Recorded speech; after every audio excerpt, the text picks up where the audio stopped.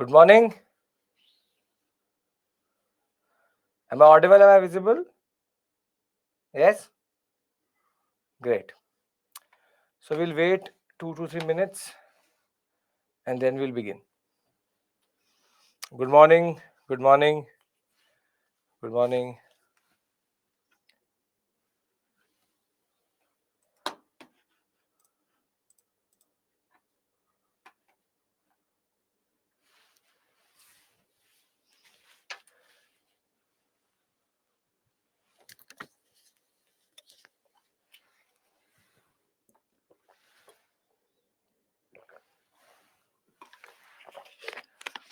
Yes, Kiru, no issue. No issue. As of right now, no issue.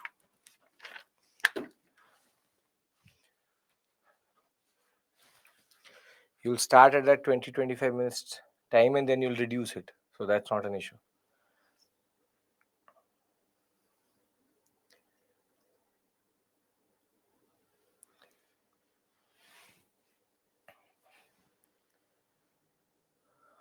Great, Jay. Perfect. Very good. Good morning. Good morning.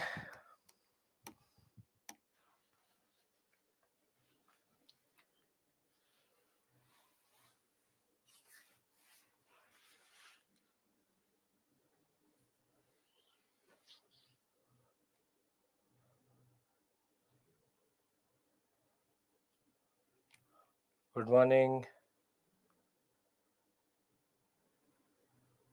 Yeah. Shweta, no issue at all. We have to finish expansion of British Raj today. The subjective test answer islive@byju's.com.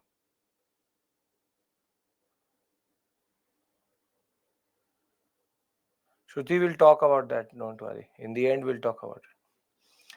Good morning. Good morning. Good morning. Good morning.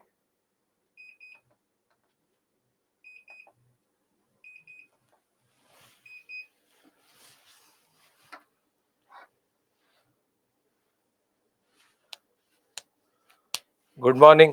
So today's agenda is that we'll start with the Marathas, then go to Mysore, then go to Sikh, and if possible, we'll see we can do subsidiary alliance and doctrine of lapse.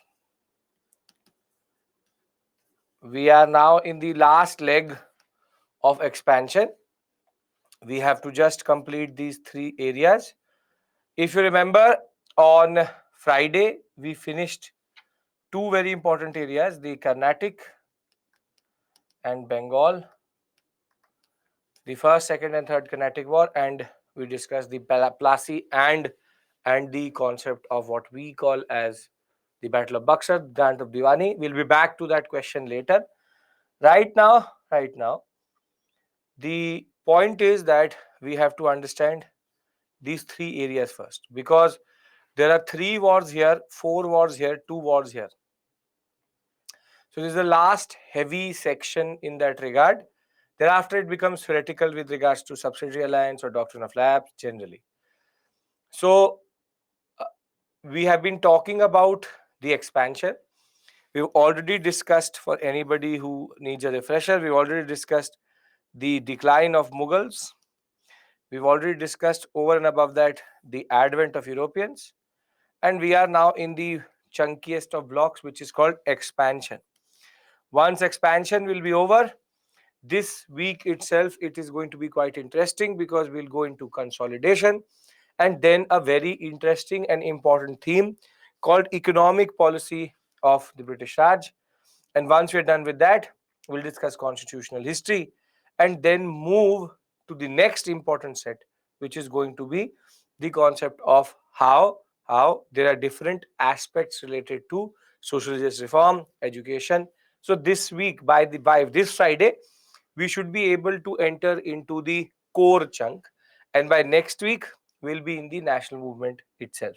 So the discussion today begins with the Marathas and then goes to Mysore and Sikh, and then most probably to subsidiary alliance and doctrine of lapse. So good morning to all of you. Can I start the discussion here? Come on, everybody's ready? We have to discuss Marathas. Very good.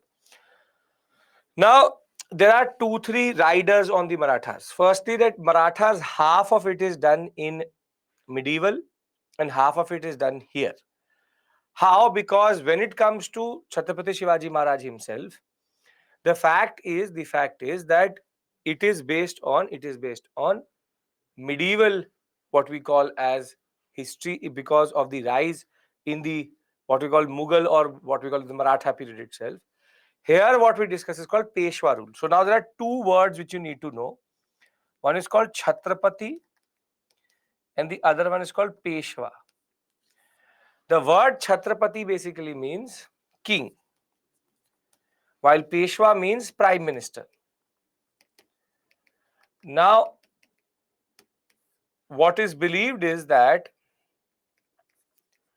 till 1707, it is the rule of the Chhatrapati. It is a rule of the Chhatrapati. Rule of Chhatrapati. And after 1707, it is called Peshwa rule. Peshwa. So one of the greatest leaders of the Indian subcontinent, Chhatrapati Shivaji Maharaj himself, was the one who originated this major empire in that regard. And the problem was that by 1707, Shahuji Chhatrapati Shahuji had got what we call as imprisoned by Aurangzeb, and he will be released in 1707. But the basic point is, even after the release of Shahuji, or what we call as the civil war between the Marathas vis-a-vis Tarabai and Shahuji, it is the Peshwa position which is going to become very, very important. So think of it like this, that before 1707, the president had a lot of power, the prime minister did not. And after 1707, it is called prime minister's rule, or rather the Peshwa's position is going to more or less become the de facto power, and Chhatrapati's position is going to become like a de jure, or what we call as just symbolic power. And the first most important Peshwa who actually was able to usurp power is Balaji Vishwanath. Peshwa Balaji Vishwanath. So very simply, first thing is that this discussion is for medieval India. I will discuss with you when I will discuss how the empire comes through, what was the administrative system, the Ashtapradhan system, thereafter Chauth, Sardeshmukhi, everything there. Today, I take you this point forward, which is Peshwa rule. The simple point is Chhatrapati Shivaji Maharaj established a very, very big and strong empire in the form of the Marathas. They were able to undercut the sovereignty of the Mughals itself. But as I said, in later period, it will get intertwined by Mughal conflict itself, and which will in turn lead to the imprisonment of Shahuji by Aurangzeb, and he will be released as soon as Aurangzeb will be dead. And as I said, we have to concentrate on Peshwa rule. How do the Peshwas come through? Who is Balaji Vishwanathan? Who is Baji Rao? Who is Balaji Baji Rao? And how would the English get an inroad into Maratha politics? That is the question for today. So, sorry. So before I move forward, tell me one thing. When I say Chhatrapati, you understand it means king. And when I say Peshwa, you understand what is called prime minister. Other than that, the discussion with regards to Chhatrapati Shivaji Maharaj, we will do in medieval. Can we agree to this much, that when I say these 2 words, it should make basic sense that Peshwa means prime minister and Chhatrapati means king? Yes? Great. So we start from a point wherein the Maratha politics is going to become very, very interesting, but the empire will be at the biggest expanse possible. Okay, perfect. So we already know that the British had expanded into what we call as the territories of Bihar, Bengal, and Orissa. But right now, our discussion is much down south, which is we have to discuss now the Anglo-Maratha Wars, or the Maratha Wars itself. The dates and sequence, don't worry, there's a trick for that. Most probably I'll give it to you first thing tomorrow, which is how to learn all wars. Right now, we just have to traverse this period in that regard. Now, when we talk about Maratha politics at this point of time,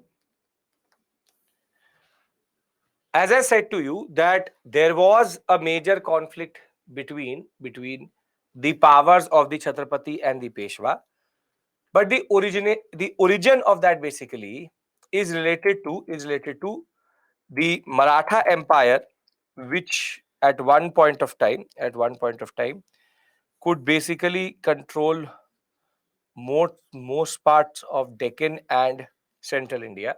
This is the expanse of the Maratha Empire at this point of time. But the person who was ruling this was not Chhatrapati Shahuji, but was actually uh, Tarabai, and she was ruling in the name of her son Shivaji the second. So now you see, I'm going to create a certain flowchart, and we'll understand that in that context. So we'll go into the nitty-gritty second. Right now, we need to basically understand the larger politics of how Peshwas rise and how does the British get involved in that sense. So I will give you a basic summary of the whole conflict till the English get involved, and then we look at it through the PPT itself. So Chhatrapati Shahuji was basically released in 1707 as soon as Aurangzeb will be dead. This will in turn lead to him going into conflict with Chhatrapati Tarabai. She was ruling in the name of Chhatrapati Shivaji II, her minor son. And as soon as that happens, we'll talk about the confederacy concept. Just keep it simple. That is not till now. The basic point is Shahuji had been imprisoned by Aurangzeb. He has been released. Tarabai was ruling in the absence of Shahuji under the pretext of the minor son Shivaji II. And simple point is, now that Shahuji is back, he has a claim over the position of or over the throne itself, which is Chhatrapatiship. Now, this is basically called the first civil war of the Marathas, wherein now there are two factions which are created. Who will control power? Who will take the power forward in the larger context? Now, whilst Tarabai would have a major advantage generally, a very important personality is going to support Shahuji, and his name is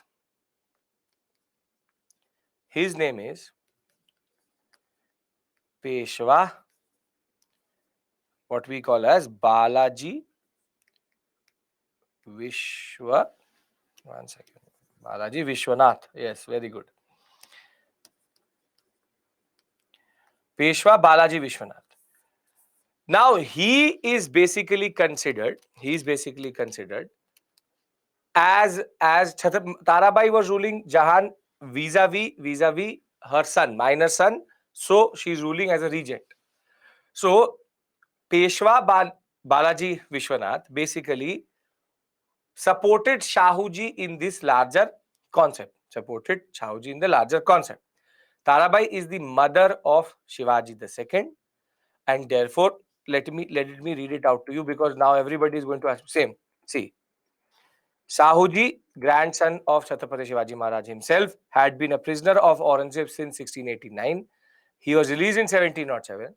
Soon a civil war broke out between Shahuji from Satara and Aunt Tarabai Kolhapur, who had been carrying out anti-Mughal activities and generally what we call as the Chhatrapatiship in the name of her son Shivaji II after her husband had died, whose name was Raja Ram.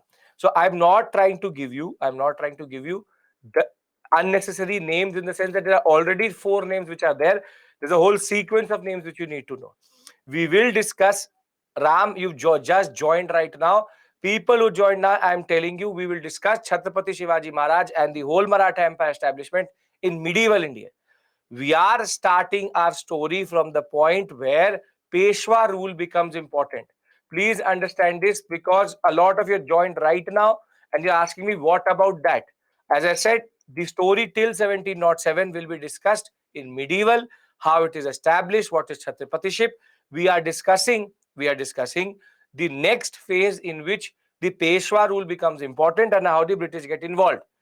So please pay attention to this point, that we are not leaving it. It is a different context for itself. So, so very simply, the concept right now, what we are discussing is, we are discussing Shahuji, the grandson of Chhatrapati Shivaji Maharaj, being released and now having a claim over the throne itself, the Chhatrapati Shiv itself, and he will go into a conflict with Tarabai, the, who was ruling in the name of her minor son Shivaji II. Previously, Raja Ram was the Chhatrapati. He died, and therefore this is the context in which we start. So are we clear about the context? Because this is not the concept we are discussing here. We have to discuss rather about Peshwa Balaji Vishwanath and thereafter the whole Peshwas. So very simple point is, simple. I told you Chhatrapati Shivaji Maharaj will establish the Maratha rule during the peak of Mughal rule itself, which is basically 17th century, 16th, late 16th, late 17th century. And thereafter, he will establish a very strong rule in the Maharashtra sector, the Deccan sector. However, the later conflict with the Mughals will lead to the imprisonment of Shahuji, and that in turn will lead to Tarabai coming into the picture, and therefore that becomes the context. Are we clear? I want everybody's understanding, because I don't want unnecessary questions about things which we already discussed, because still a lot of people are joining in. Peshwa means prime minister, Chhatrapati means king. Yes. So now there is a fight, there's a conflict with regards to who will become the Chhatrapati, who will become the king. The question is, who will become the king? And the most important personality for us is Peshwa Balaji Vishwanath.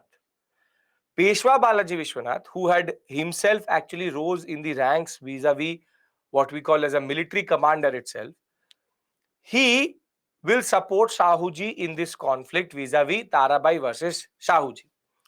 But the point of Balaji Vishwanath supporting Shahuji was, as soon as out of the conflict of Shahuji and Tarabai, the one who actually succeeded, or the side which won, was actually Shahuji's.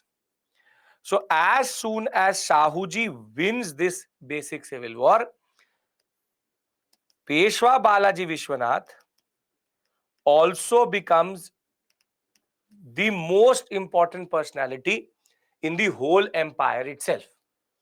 And therefore, his support to Shahuji was based on the concept that he will usurp power away from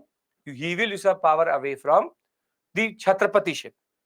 So his support was basically based on the fact that he wanted to become the real power center of the Marathas. He believed that basically this conflict between the Chhatrapatiship was leading to the empire to become very, very weak.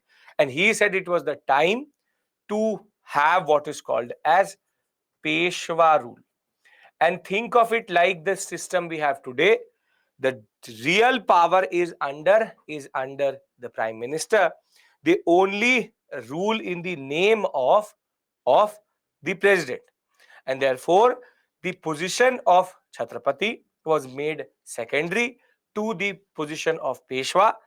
And now the real, what is called the second rule of the Marathas will come in, wherein whatever damage had been done or whatever had been lost vis-a-vis this internal conflict itself, Balaji Vishwanath and his successors will technically take that power back, and they will do things which will never have been imagined under Chhatrapati rule itself.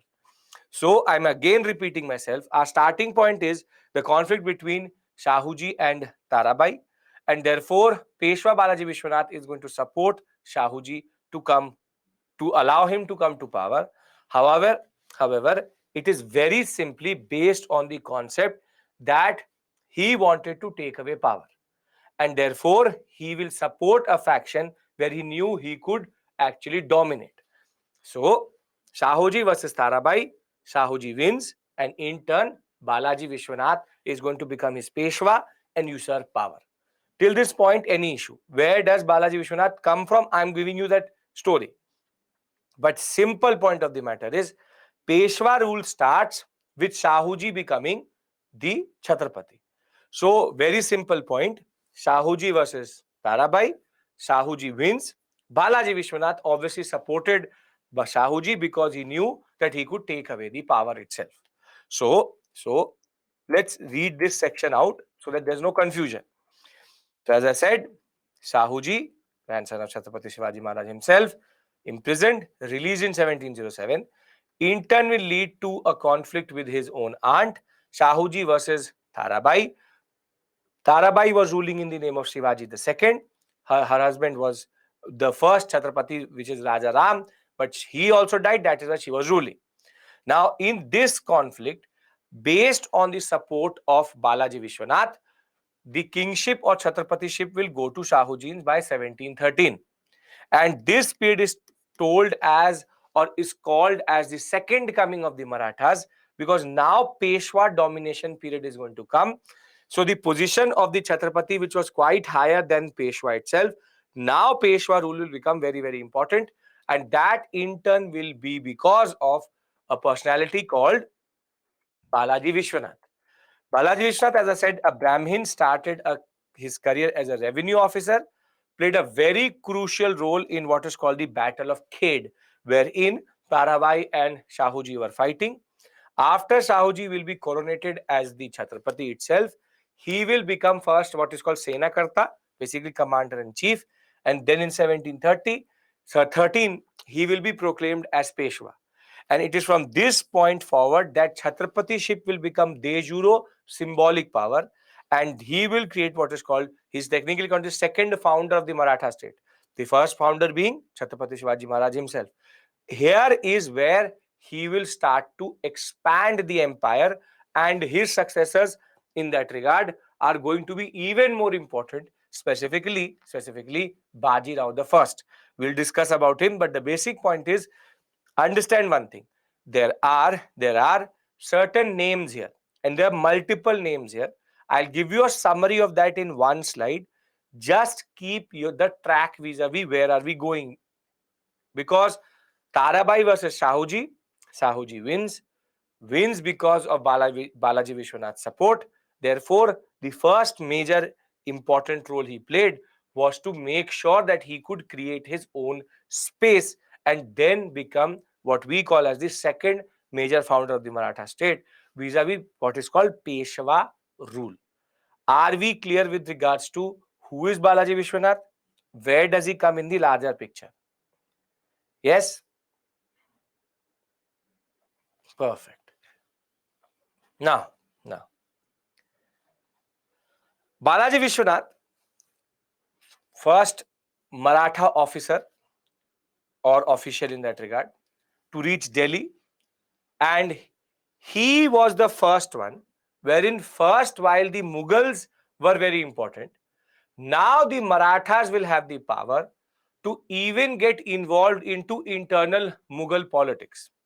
And therefore, before Baji Rao is going to succeed, in 1719, he will actually obtain a very important set of what are called concessions, or you can say he took away a lot of concessions from Farooq Siyar, wherein the whole Deccan area was allowed to be now under what is called Chauth and Sardeshmukhi, the two taxes which they collect. And the basic point was, now Balaji Vishwanath was able to internally play a role in Mughal politics itself. So let's find a space and start our story here. So Shahuji versus Tarabai. Out of this, Shahuji will come out as the Chhatrapati,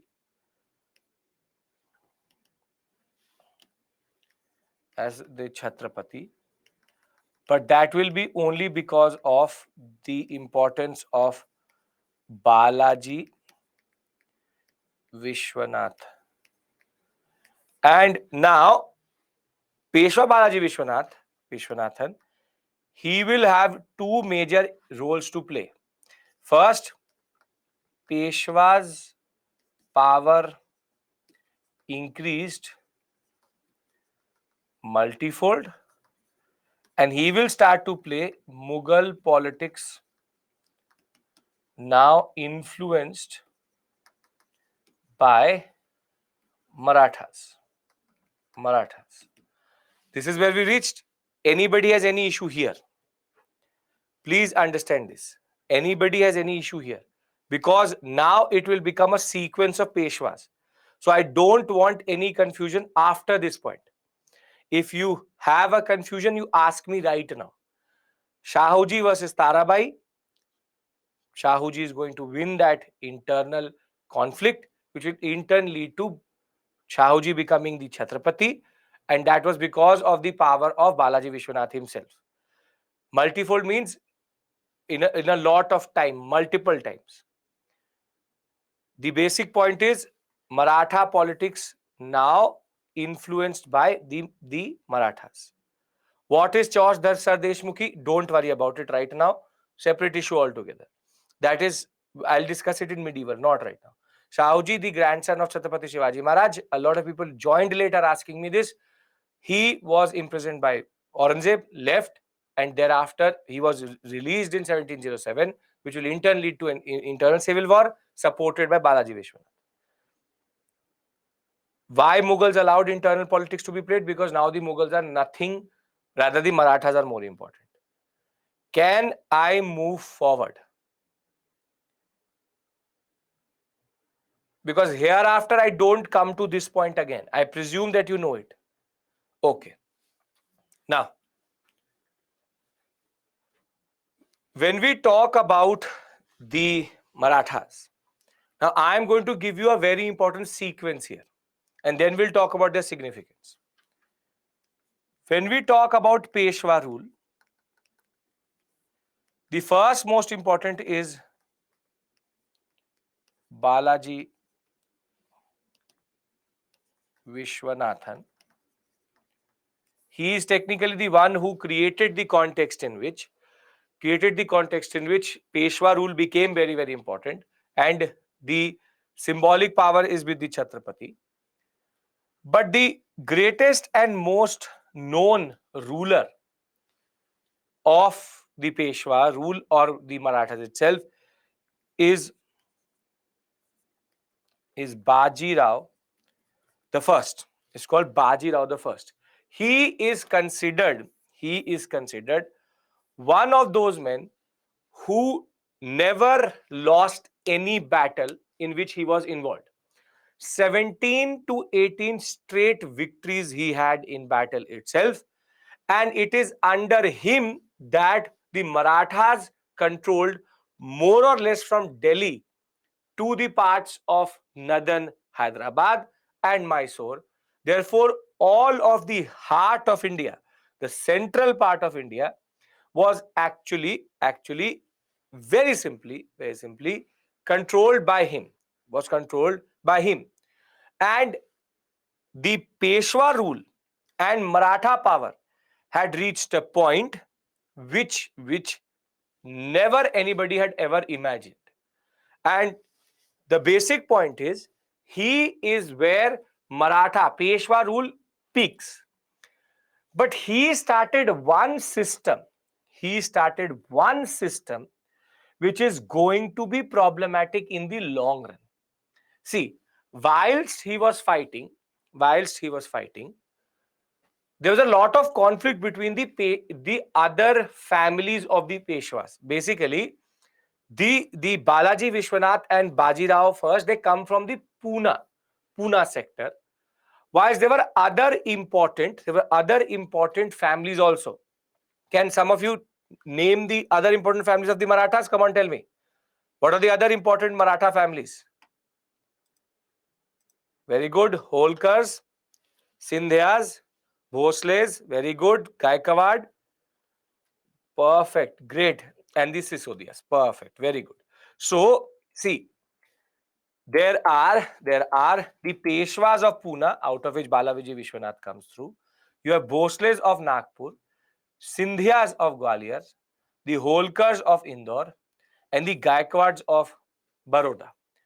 Now, basically, together, they comprise of what we call as the Maratha power in India. But what was happening was that because the area was not defined, because the area was not defined, the internal conflict was making it a little bit hard to rule this whole area. So rather, what Baji Rao did was he divided the whole empire very neatly into these 5 areas. They said, we will not internally fight, and rather we will together be called the Maratha Confederacy. What do you mean by Maratha Confederacy? Confederacy means when smaller units come together to make one big unit. So rather than them infighting amongst themselves and weakening the empire, Baji Rao I, who was extremely powerful, said, we will not undercut each other's power and we will have a defined area to rule and administer. And very simply, at that point of time, yeah, like federalism, like we have center state, center becomes Pune itself, and thereafter these units become the other states in that regard. Now, if at this point of time it allows for no internal conflict, what is the disadvantage of this system? What is the disadvantage of this system? If it allows for Maratha Confederacy to have peace, what is the disadvantage of this type of system? Come on. The disadvantage is that as soon as there will be a little bit of internal conflict, the Maratha Empire can disintegrate. And we'll see that in the second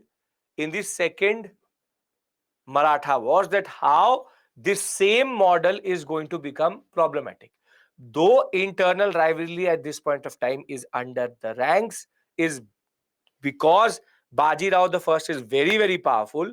The simple point is there was now a concept of peace, but as soon as in the larger context we will see it, there will be power which will be taken away, and this will be one of the weaknesses of the Maratha Empire, as we'll see later. But while Balaji Vishwanath was the one who established Peshwa rule, Baji Rao the First consolidated it and now made the empire a little bit stable. However, now the real politics will begin after Baji Rao the First will be succeeded by Balaji Baji Rao. Now it's very easy to remember this sequence. Why? Balaji Vishwanath, Baji Rao first. Now just remove Vishwanath and add Baji Rao or Balaji Baji Rao. So it's this much plus the second name.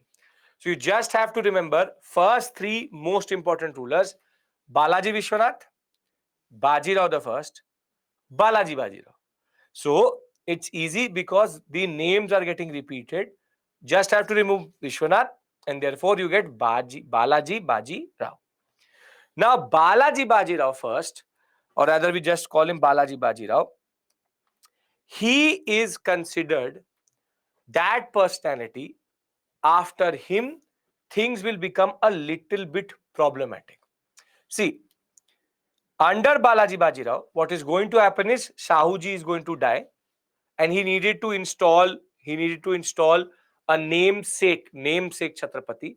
So his first action is going to be rather to establish the first, what we call as first Chhatrapati installed by a Peshwa itself, and he will actually do that under Ram Raja.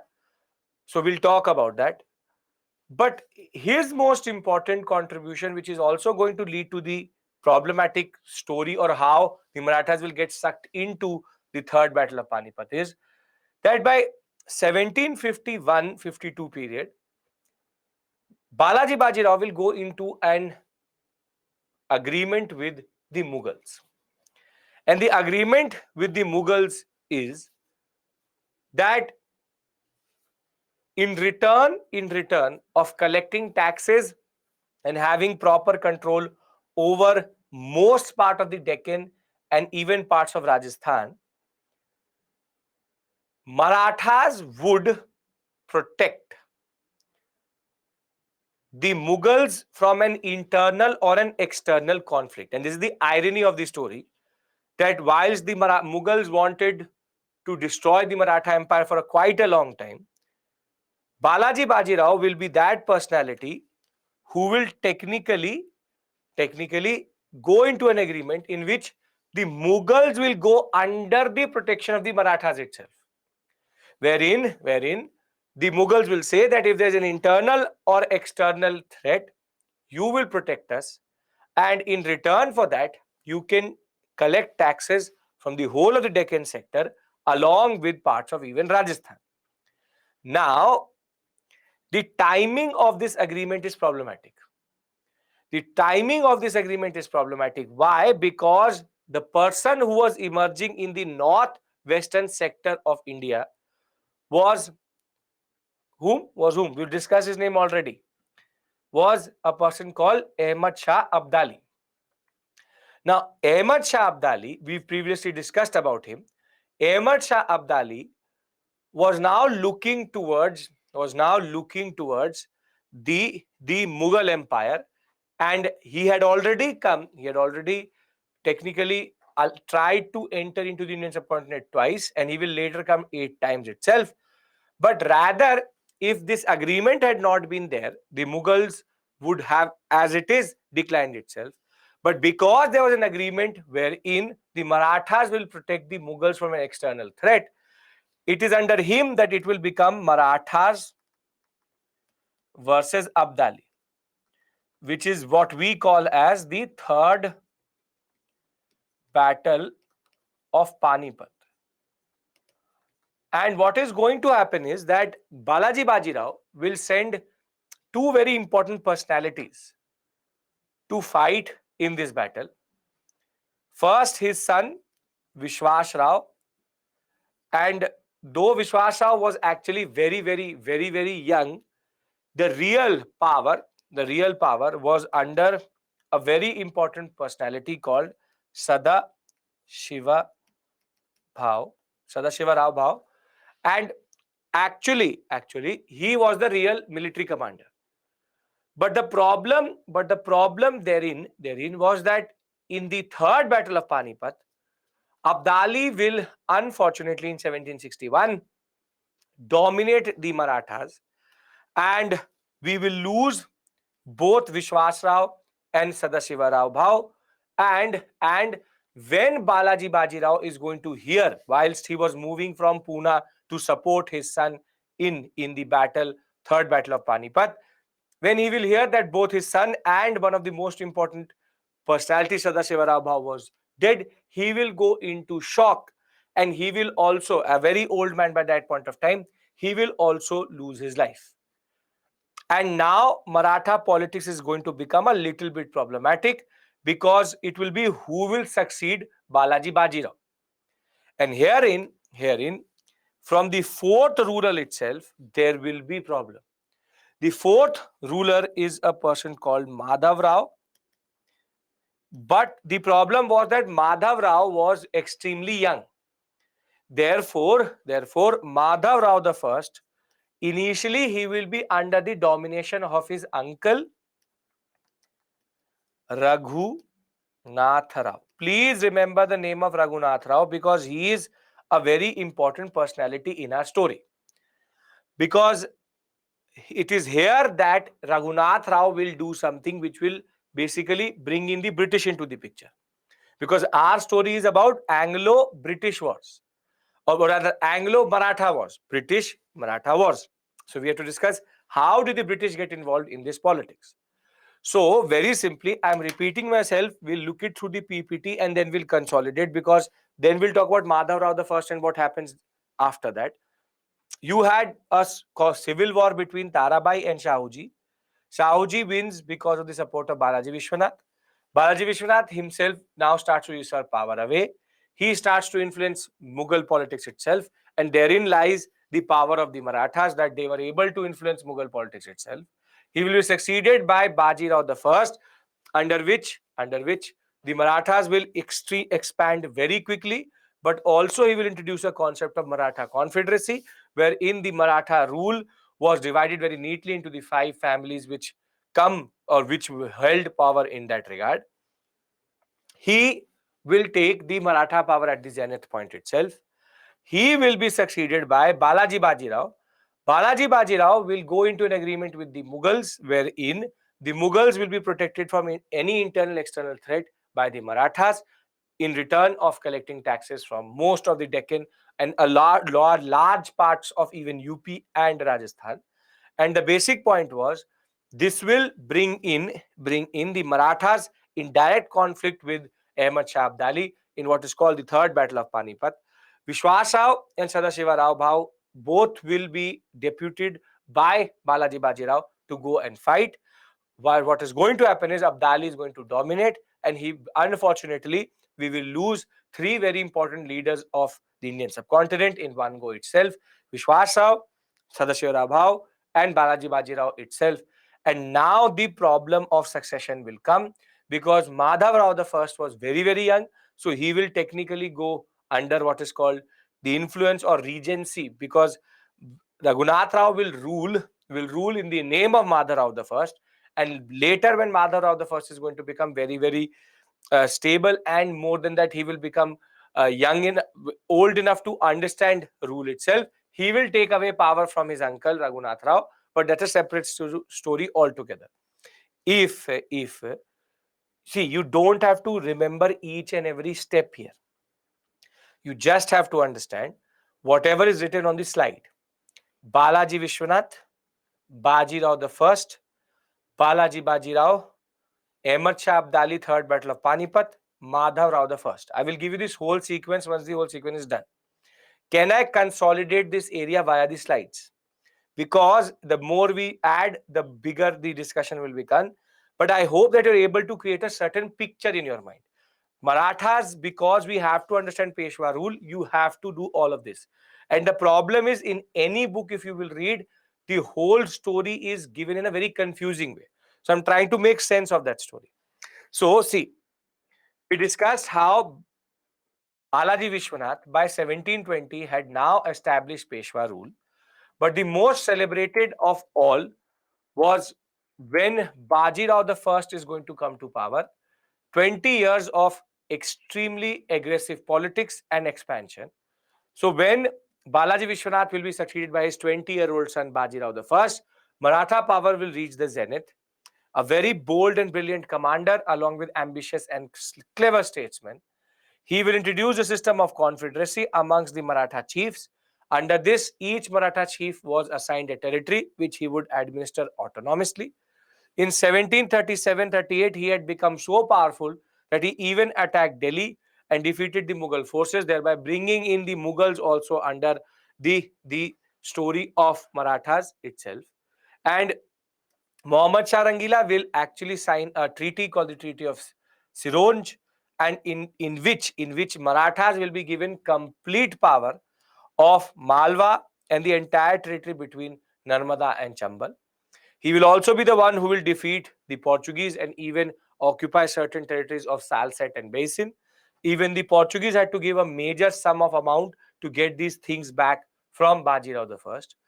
Now, as I said, the Maratha Confederacy system was the strength of the empire, vis-a-vis under Bajirao the First. But this is also going to become the weakness. We will do multiple revisions. Let me complete the story. We are in halfway.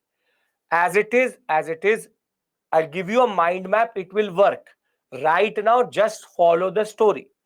Now, Balaji Bajirao will be the next ruler who will succeed his father. 18-year-old son, Balaji Bajirao, son of Bajirao, also called Nana Sahib, he will become the Peshwa. He will continue the northward expansion. He was as able as his father. What is going to happen is that under Balaji Bajirao, Shahuji will die. Therefore, he would need to appoint a Chhatrapati. So he will appoint Raja Ram as the Chhatrapati itself. And this was basically a tutelar, just symbolic person. Virtually all power was under the Peshwas. Ram Raja was only established so as to just give a symbolic figurehead to the Maratha Empire itself. The real power was at Pune and not at Satara rather. And therefore, once Shahuji will die in 1749, he will be the person who will actually install a Chhatrapati. But till this point, the story is perfect. The Marathas are expanding. Lot of territories are coming into their empire itself. Though there is a little bit of animosity with the Mysore and what we call as the Hyderabad area, but the point is, at this point of time, nobody can defeat the Marathas in India itself. However, now in 1752, there will be an agreement between the Mughals and the Marathas that in lieu of collecting chauth, the one of the principal tax, 1/4 of any value of goods or produce from the northwestern province, Marathas will now defend the Mughals from any internal and external threat. And this in turn will bring the Marathas in direct conflict with Ahmad Shah Abdali. And now the Peshwa would have to basically dispatch a very powerful army. So Balaji Bajirao is going to dispatch his son Vishwas Rao and one of the most important personalities vis-a-vis the real power center in that army, which is Sadashiva Rao Bhau, who's the cousin of Nana Sahib. But when we talk about this conflict, which is called the Third Battle of Panipat, on 14 January 1761, Vishwas Rao, Sadashiva Rao Bhau, and close to 28,000 very brave Maratha soldiers will be martyred in the battlefield because of Abdali. Abdali had a strategic advantage of numbers, and whilst the Marathas will exit or try to retreat, it will be the Jats, the Ahirs, and the Gujars along the whole Doab sector and the Afghans who will also not allow them to retreat back, and there will be internal plundering itself. But as soon as the Peshwa Balaji Bajirao is going to hear about the tragic news of his son's death, he will seriously fall ill and he will also die by June of 1761. So, in one stroke between 6 months, basically the Peshwas lost, or rather, we lost three major towering leaders: Vishwas Rao, Sadashiva Rao Bhau, and the very simple Balaji Bajirao the first, wherein now there is a power vacuum which has been created because Maratha rule is now wavering a little bit. Till this point, any issue? I'll repeat the whole story via a slide and take the story forward also. Just have to keep a certain simple sequence of events in your mind. It is not difficult, it's just that there are multiple names. That is the issue here, and there are multiple stories also. So let's try to consolidate. Again, I'm trying to do this multiple times so that it goes into your mind. So we started with Balaji Vishwanathan. Thereafter, Baji Rao the first, and then Baji Rao Who is the Chhatrapati under the first two? Who is the Chhatrapati under the first two? Very good. Shahuji. Now Shahuji will die, so therefore he will install Ram Raja as the Chhatrapati. And Ram Raja is going to be the one who will go on in this story. So you are able to understand that basically it's like a Chhatrapatiship will keep on going, but the basic power is not on the right hand column but in the left hand column, which is Peshwas are the ones who actually held the real power. The problem under Balaji Bajirao is going to be Third Battle of Panipat and Vishwas Rao and Sada Shiva Rao Bhav, they will lose their life. And whilst he will introduce what is called the Maratha Confederacy model,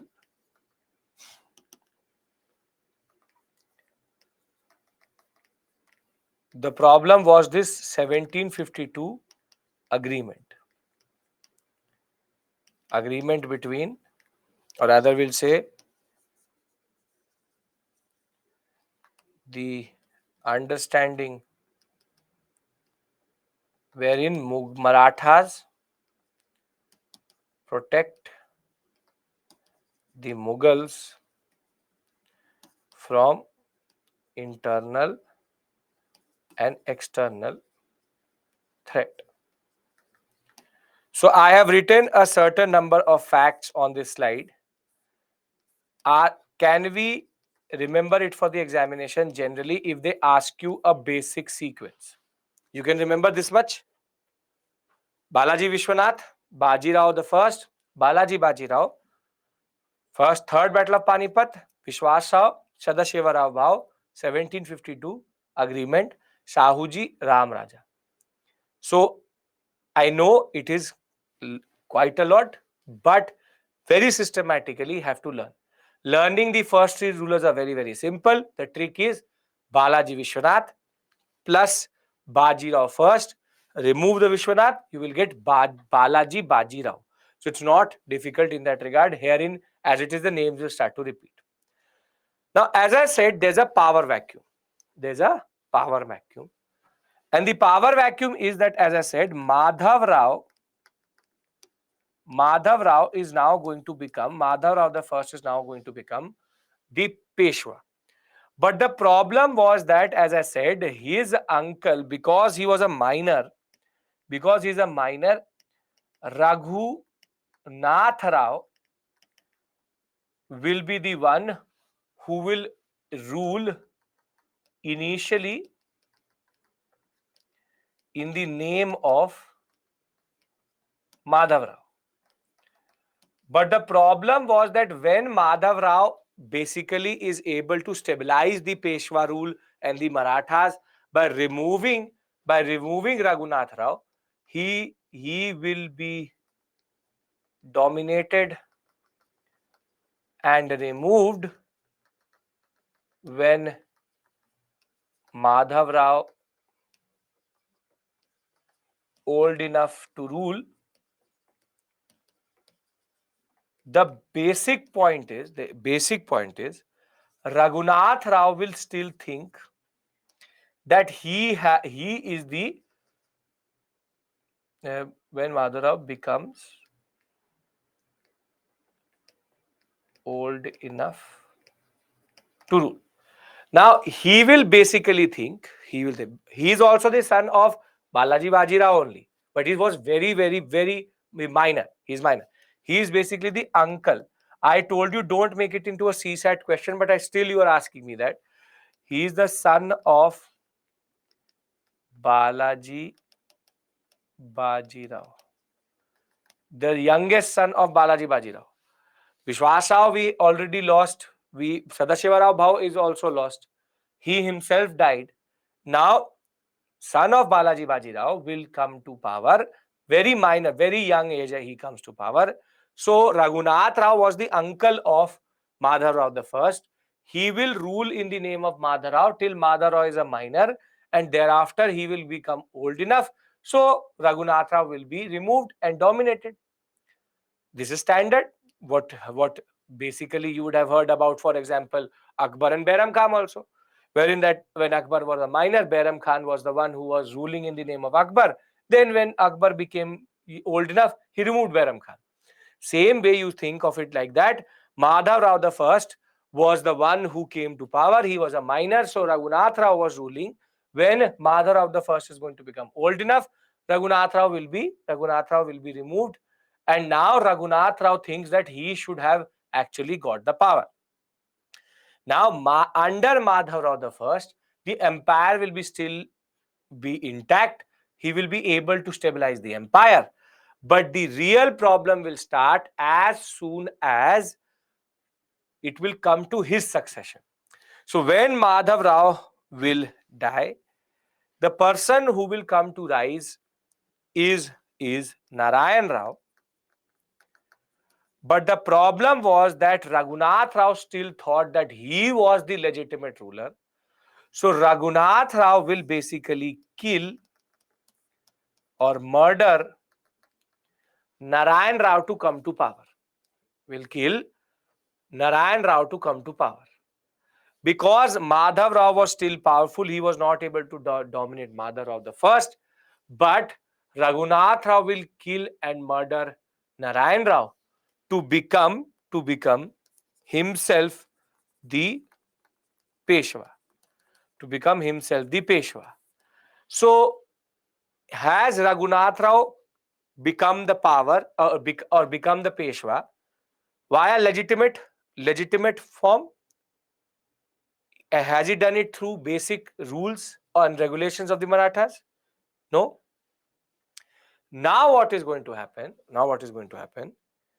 Is that there will be a very important officer who, like you, believed that Raghunath Rao did not deserve to be the ruler, and his name is Nana Fadnavis, also written like this, Fadnavis. Nana Fadnavis was a very important officer of the Maratha rule, and he will argue basically that the rule is illegitimate or illegal, and not what Nana Fadnavis is going to do, along with other officers, what is called the Bhar Bhai conspiracy. Nana Fadnavis will remove Raghunath Rao, and he will install Madhav Rao the second as Peshwa, and herein lies the problem. When Raghunath Rao will be removed, guess who he will go to for help? Guess who will go, where he will go for help? Very good. As soon as Raghunath Rao is removed, he will go to the English for help in what is called the Treaty of Surat. And now the basic recipe for the Anglo-Maratha wars is ready. Now, I told you that till Balaji Bajirao, things will be stable. After that, things will become little bit problematic. Now, if you understand this basic sequence in this two-part story, as I told you, which is Balaji Vishwanath, Bajirao the first, Balaji Bajirao, and thereafter Madhav Rao, Narayan Rao will be the one, but he will technically be killed. And thereafter Raghunath Rao will be removed by Nana Fadnavis to be the to install Madhav Rao the second as the Peshwa, and then Raghunath Rao going to the English. I'll give you this whole, all of this information on one slide as a mind map, and then we can now start Anglo-Maratha wars. Can we do this?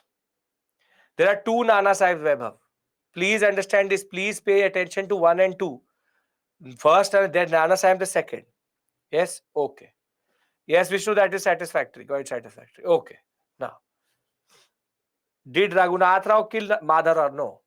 He killed Narayan Rao. When I listen to me, when I'm saying that Raghunath Rao killed Narayan Rao, then how did he kill Madhav Rao? Okay. Now tell me one thing before I write all of this down. Did the English actually try to enter into Maratha politics, or did we do the mistake what we do always, which is to give that area as a platter to the English? We did a mistake. Basically, the English had no power to even get involved into Maratha politics.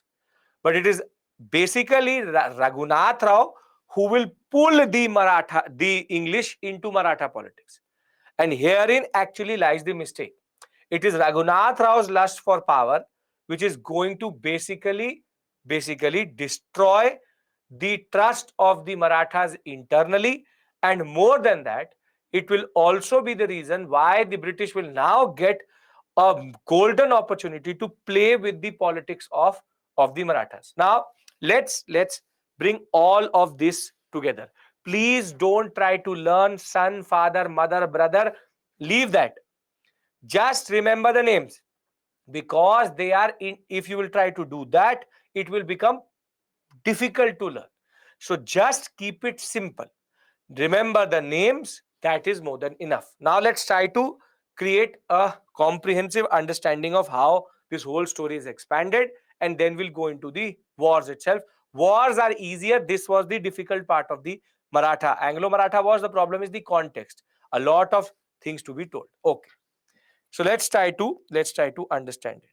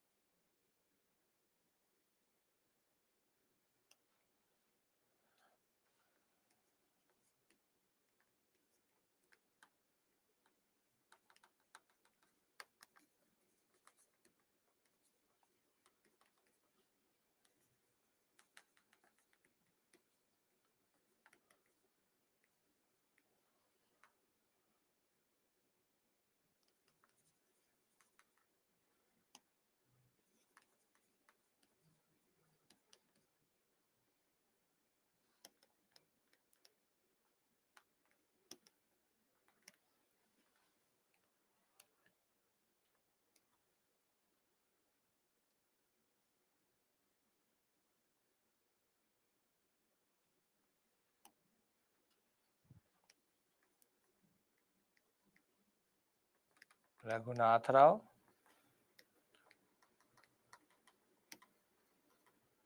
Madhav Rao the second. Now,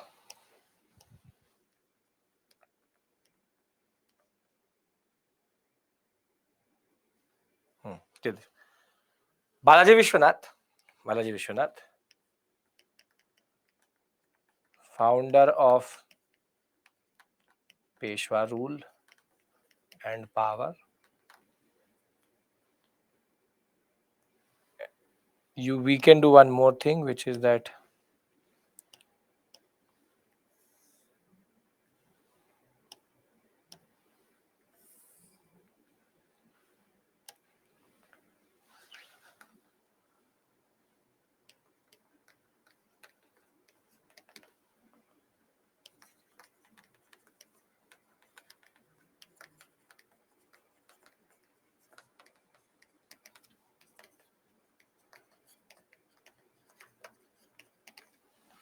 right, and you have Bajirao Maratha Confederacy model. Balaji Bajirao 1752 Mughal understanding.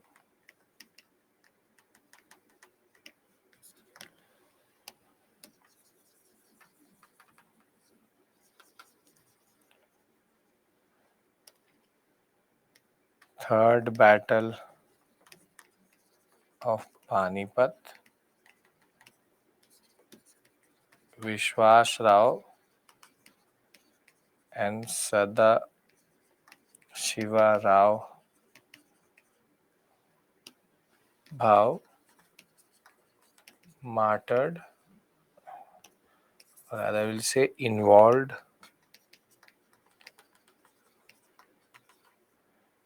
and lost.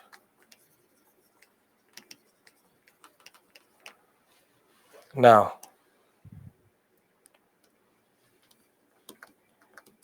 initial rule under Raghunath Rao. Maratha versus MH5 Abdali. Now, initial rule under Raghunath Rao, later removed. Narayan Rao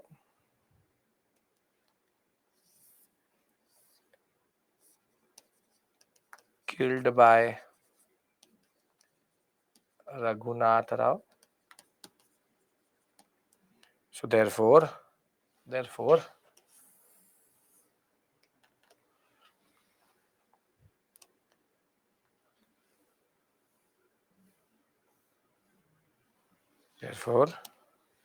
you have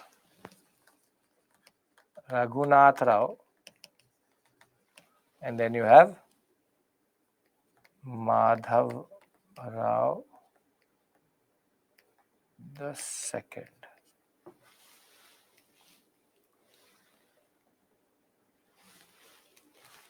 Madhav Rao second. Raghunath Rao removed by Nana Fadnavis, and this is the last ruler we see. So challenged, rule challenged by, and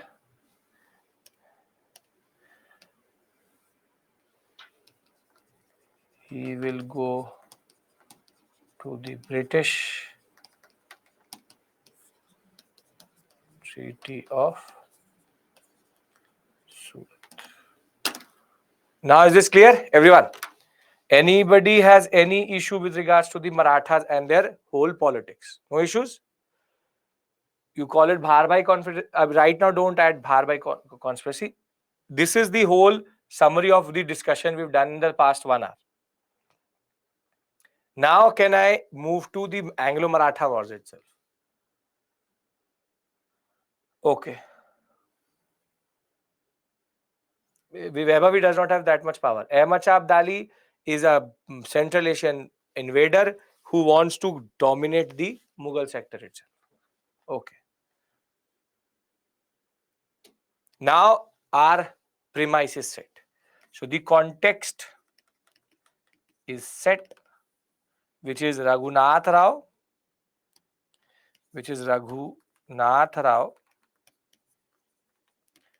plus the British versus Nana Fadnavis and Madhav Rao. No, Madhav Rao second is not the last ruler. We will discuss. Till this point, this is the last ruler for you. Now, let's discuss then the first battle of first Anglo-Maratha war. Now, please pay attention, because out of all the wars, this is the most difficult, because it's not one war, it's 3 wars within 1 war. Can I start the discussion? Everybody is following me till this point, no issues at all, right? Okay.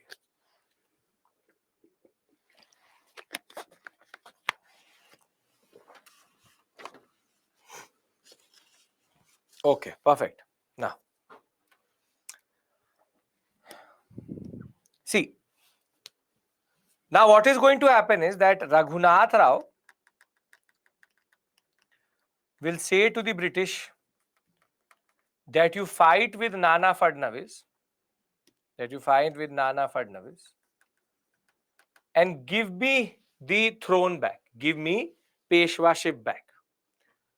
Now, at this point of time, Nana Fadnavis, basically Madhavrao II, is not that even popular in that regard. Madhavrao II is not even powerful enough to dominate Nana Fadnavis, but Nana Fadnavis is the real power center.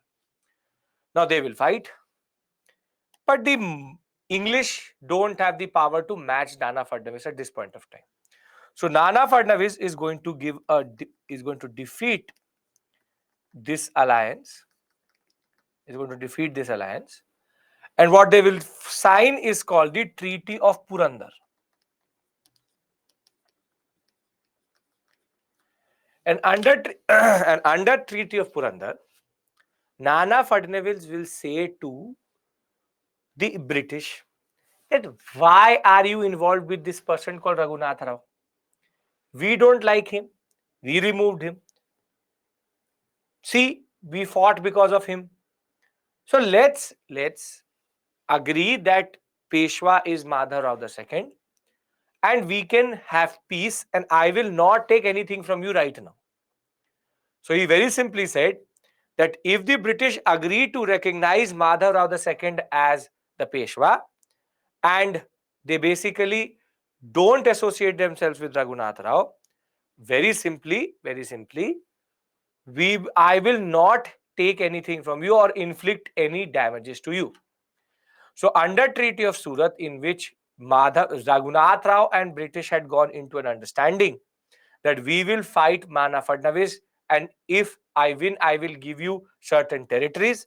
Nana Fadnavis will very simply defeat this alliance, which was created in the Treaty of Surat itself. And now at the Treaty of Purandar, what is going to happen is British over smart. British will abandon Raghunath Rao. The British cannot be of their own father. How can they be actually be of Raghunath Rao? And the British will abandon Raghunath Rao and recognize Madhav Rao II as Peshwa. So everything is fine. Nana Fadnavis says no issues. You have agreed with my terms. I will not do anything to you. But the British are the British. Now they could see that there is an internal crack within the Marathas. So what is going to happen is, this is the first step. What is going to happen is that Nana Fadnavis will give certain concessions to the French. You would have noticed one thing. I'm not giving you dates. If you realize one thing, I'm actually not even giving you dates. I'm not giving you dates or years right now, because that will clutter your mind. All of this is going to make sense date wise when I will give you the master, what is called date line. But don't have to worry with regards to what is the basic date or year, this and that. I'm not strategically giving you that. You just enjoy the story. So Nana Fadnavis will give certain concessions to the French on the west coast. And what is going to happen is, now the English will say, how can you give something? You did Treaty of Purandar with me. So now the British will again fight Nana Fadnavis, saying that how can you give something to our rival, which is the French? So now again, in a way, the angle with regards to French rivalry is going to come through. But again, Nana Fadnavis will defeat the English, and they will sign what is called the Treaty of Vadgaon. I told you this is the only one which has three wars within it. It's called the Treaty of Vadgaon. Treaty of Vadgaon, now Nana Fadnavis will say, you have acted over smart. Whatever territory you have taken since 1772 on the west coast, you give it back to the Marathas now.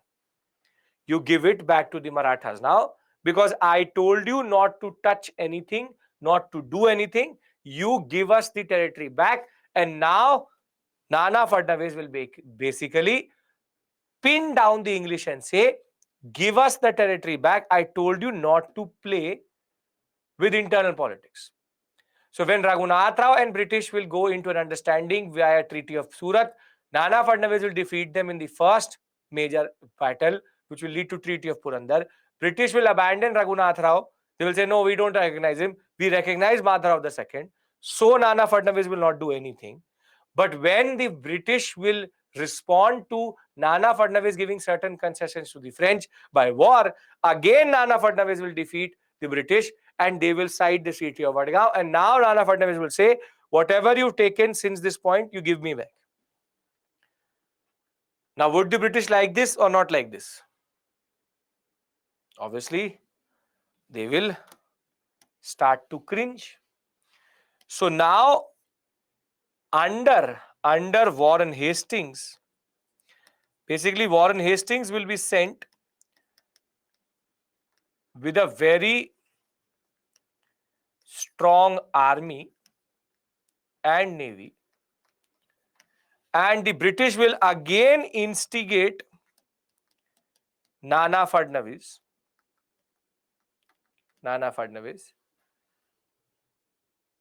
so as to get what they had lost. And unfortunately, the British will defeat the Marathas for the first time.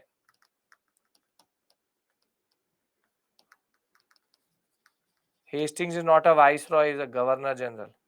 Not even governor general, he is a governor general. He is a governor general. Don't call him viceroy.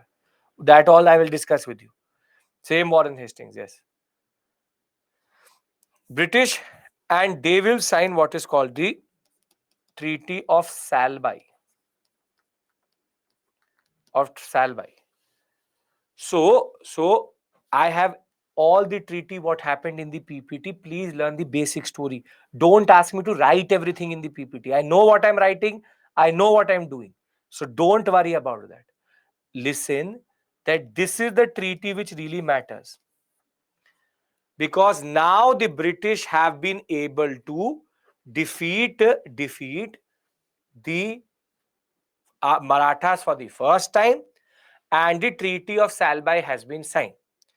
Under the Treaty of Salbai, British will take everything back, but also now they will go into a mutual agreement, and the British will say, let us not fight. And the British had realized one thing, that the Marathas were too powerful at this point of time to be dominated. So rather than making them an enemy, they will make the Marathas a friend. And the English will say that let's do one thing, let us join our hands, and if I am dominated by a third party, or with regards to any third party aggression, both of us will respond by helping each other. Remember this understanding under Treaty of Salbai, because it is going to be very, very important to understand treaty of what is called the Anglo-Mysore angle, wherein Hyder Ali will feel the problems related to this relationship. Simple point. Raghunath Rao plus British versus Nana Fadnavis, Treaty of Purandar. Raghunath Rao is out of the picture itself. Madhav II is going to come into is going to be recognized by everyone. Nana Fadnavis will give French certain territories, so British will then respond by fighting the Nana Fadnavis again. Nana Fadnavis will defeat the British again, take everything which they had after 1772, Treaty of Vadgaon. Then the British will try to get it back via Warren Hastings, and British will again fight Nana Fadnavis, but this time the British will prevail. Treaty of Salbai will be signed, but under the Treaty of Salbai, they don't have the power to do anything. So rather they take whatever had been lost and go into a mutual agreement of third party non-aggression on either, to be seen as an impact on both. So if you understand this basically, I'll go into the PPT and consolidate, because a lot of you are waiting for the provisions of the treaty for some reason. So I can give you the provisions of the treaty. Can we agree to this basic three based concept? Purandar, Vadgaon, Salbai, three battles, two times Maratha will win, one time Marathas will lose. Once the Marathas will lose, British will find it a occasion to befriend the Marathas, because the Marathas were too powerful at this point of time. Yes? Okay. So, see, the first Anglo-Maratha war, there was a war of succession between Raghunath Rao, Narayan Rao, and Raghunath Rao will prevail. And it was about controlling the west coast itself. And very simply, when Madhav Rao the first is going to die, Narayan Rao is going to come to power. Narayan Rao is going to then be killed by Raghunath Rao. Raghunath Rao will then be deposed by Nana Fadnavis and what other called 11 other administrators, called the Bharbhai conspiracy. And Madhav Rao's son, Madhav Rao the second will be recognized. So he becomes the Nana Fadnavis supported Peshwa, Madhav Rao II. Now what Raghunath Rao will do is that he will go to the British at via the sea, through the Treaty of Surat. He will go into an understanding with the company itself, and the Maratha forces will be defeated initially, but they will take control of Pune itself. So though Nana Fadnavis will see a little bit of what we call as initial setbacks, they will be able to control power later, and Treaty of Purandar will be signed in 1776. Herein, under Treaty of Purandar, Raghunath Rao was pensioned and his cause was abandoned, and the revenue of the districts were retained by the British itself. In 1777, Nana Fadnavis granted French a port on the west coast. The English retaliated by sending a force to Pune itself. The English faced a humiliating defeat at the Battle of Talegaon. The British will surrender in mid of 1779, and the Treaty of Vadgaon will be signed. The territories conquered by the British after 1773 were to be returned, and revenue of Bombay was to be shared with the Marathas. This is a major setback to the British, because now Marathas say, give us money out of Bombay, give us money out of this whole area. I told you, Nana Fadnavis said, I told you, don't act over smart. Till this point, the Marathas have a basic edge over the British. However, now Warren Hastings will start to capture Ahmedabad, then Basin. He will then take Gwalior. Very simply, he will go now after Nana Fadnavis, and now Nana Fadnavis and the Marathas will be defeated, and the Treaty of Salbai will be signed. Under Treaty of Salbai, Madhav Rao II will be recognized as Peshwa. Salsette will be given under the possession of the English, and everything they had lost will be given back to them.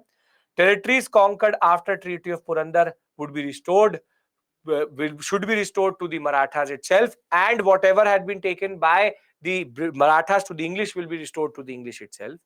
And this is a very important treaty, because the most important concept in this is going to be, which is any third party aggression, between Marathas and English will basically they will help each other. They will help each other. Like, for example, like NATO, that basically if anybody is attacked, it will be seen as an attack on both of them. So first Anglo-Maratha war clear. I will give you a whole mind map again with regards to Marathas. Let me finish. The next two are very easy.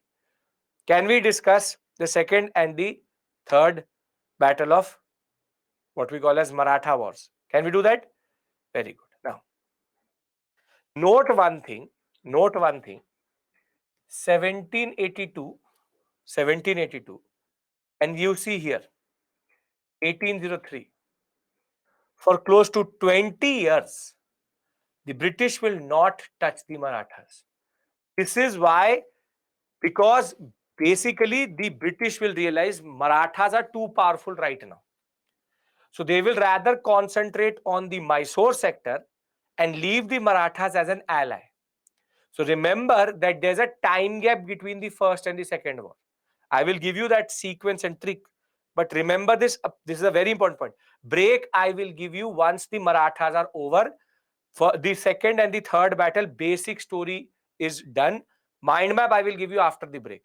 So I know I need to give you a break. Don't worry. Okay. So first battle is done. Second battle. This is very easy. If you understand the first battle, the third party concept is you and me go into an agreement that if a third person attacks you, I also help you, or if it attacks me, you help me. That's it. Third party aggression concept is there. Okay. Now, so who is the Peshwa right now? Who's the Peshwa right now? Who's the Peshwa? Peshwa. I'm saying Peshwa. You're telling me Deepika Chhatrapati. Peshwa is Madhav Rao the second. Madhav Rao the second. Now what happens is that Madhav Rao the second dies in 1806. Madhav Rao 1806. Madhav Rao second will die. Now it will be that who will succeed him? Who will succeed him? And herein the confederacy concept is going to become problem.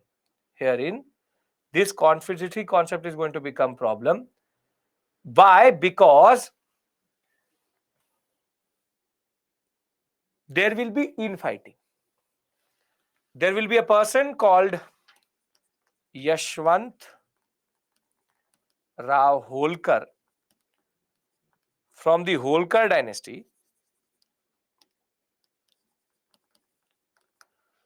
who will have a certain ambition to become Peshwa himself, Peshwa himself. But with the help of the Scindias,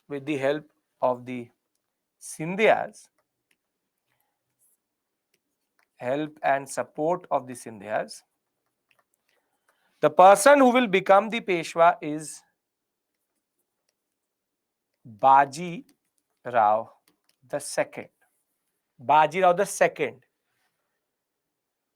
The role of Chhatrapati is nothing in this story. But the problem with Baji Rao the second is that he is the son of Raghunath Rao. Son of Raghunath Rao. Now, very simply, Holkars will challenge this. Holkars will say that Baji Rao the second should not be and cannot be the Peshwa. And now this concept of internal Maratha confederacy is going to become problematic. How? Because now they are infighting. But at this point of time, Yashwant Rao Holkar was much more powerful than Baji Rao II plus Scindias. And Holkars will defeat this alliance. Holkar is going to defeat the alliance. See, Madhav Rao II, pay attention. Madhav, because a lot of you are trying to find something which is not there. See, Madhav Rao II is the Peshwa. He dies. He, with the help, now it is about who will become the next Peshwa. Yashwant Rao Holkar from the Holkar family wants to be Peshwa himself. However, with the help of the Scindias, Baji Rao II is going to become the Peshwa. He was a son of Raghunath Rao.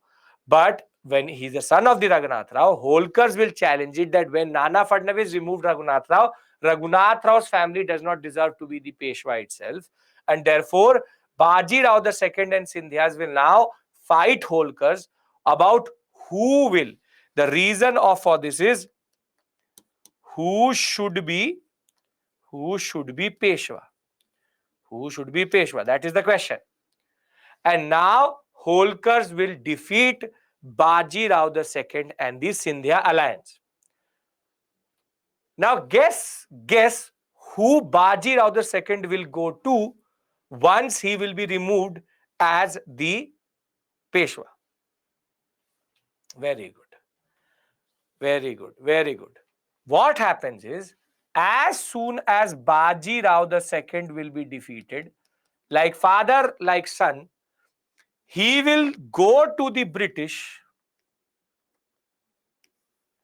and the biggest blunder which he is going to do is that he is going to sign what is called the Treaty of Basin, under which he will introduce into the Marathas what is called subsidiary alliance.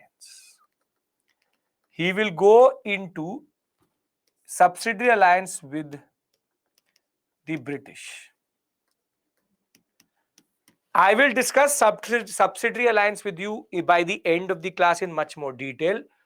But to just give you a basic understanding, just to give you a very basic understanding, it means that the Marathas would remove their army, and the British will station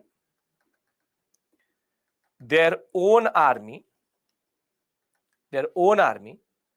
and now there will be a resident or an ambassador, if you want to say, at the court of Baji Rao II. And basically now English have virtually full control over the Marathas. And this is why it is believed that the Treaty of Basin sealed the fate of the Marathas generally. Till this point, it makes sense because I'll give you a break here. I can see you starting to waver. I'll do third Maratha after it, no issues. Peshwa is going to be now Baji Rao II, but basically Baji Rao II has most probably sold the British the Marathas. Sindhyas will leave the side of Baji Rao II. Sindhyas will leave, and every other family, all other families also abandon, because now they will be disgusted by what Baji Rao II actually did. Third battle is nothing but all coming together fighting the British. British already too powerful, so don't worry about that. Are we clear with regards to the first two battles? I give you a 10-minute break here because then I'll discuss third and give you the mind map itself. That's right. Okay. I'm giving you a lot of information, but you don't need this much information. I'm giving you the story at least. Can we take a break here? First and second battle clear. Once I come back, third battle and mind map, we'll consolidate the Marathas. Yes? Great. Perfect. So it is 7:34. I look at it as 35. So we'll be back at 7:45. 7:45. See you.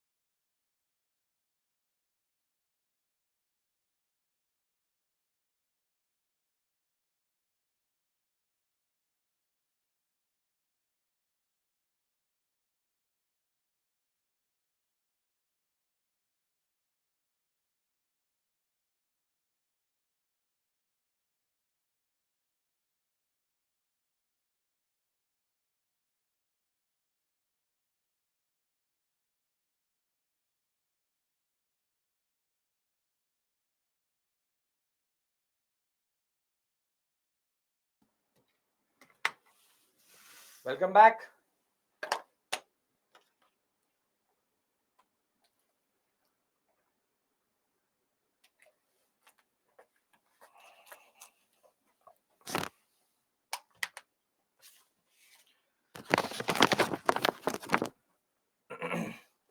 Welcome back. Welcome back.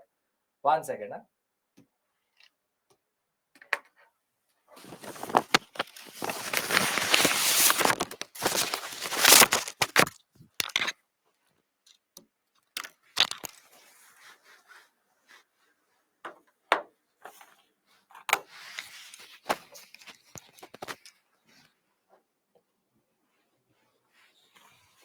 Welcome back. Welcome back.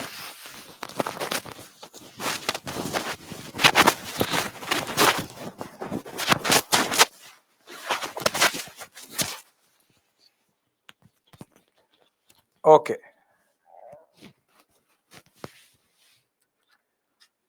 So I hope now everybody's attentive enough to take third battle, because after a point I understand it becomes heavy. Yes. Great. Great. Great. Great. Now let's discuss the second Anglo-Maratha war, and we will take the story forward. And don't worry about subsidiary alliance. I have to do a proper discussion with you with regards to subsidiary by the end of the class, or maybe for sure tomorrow. So Savai Madhav Rao, this second dies, and now it's about who will come to power. So it's 1795. Just 1 second.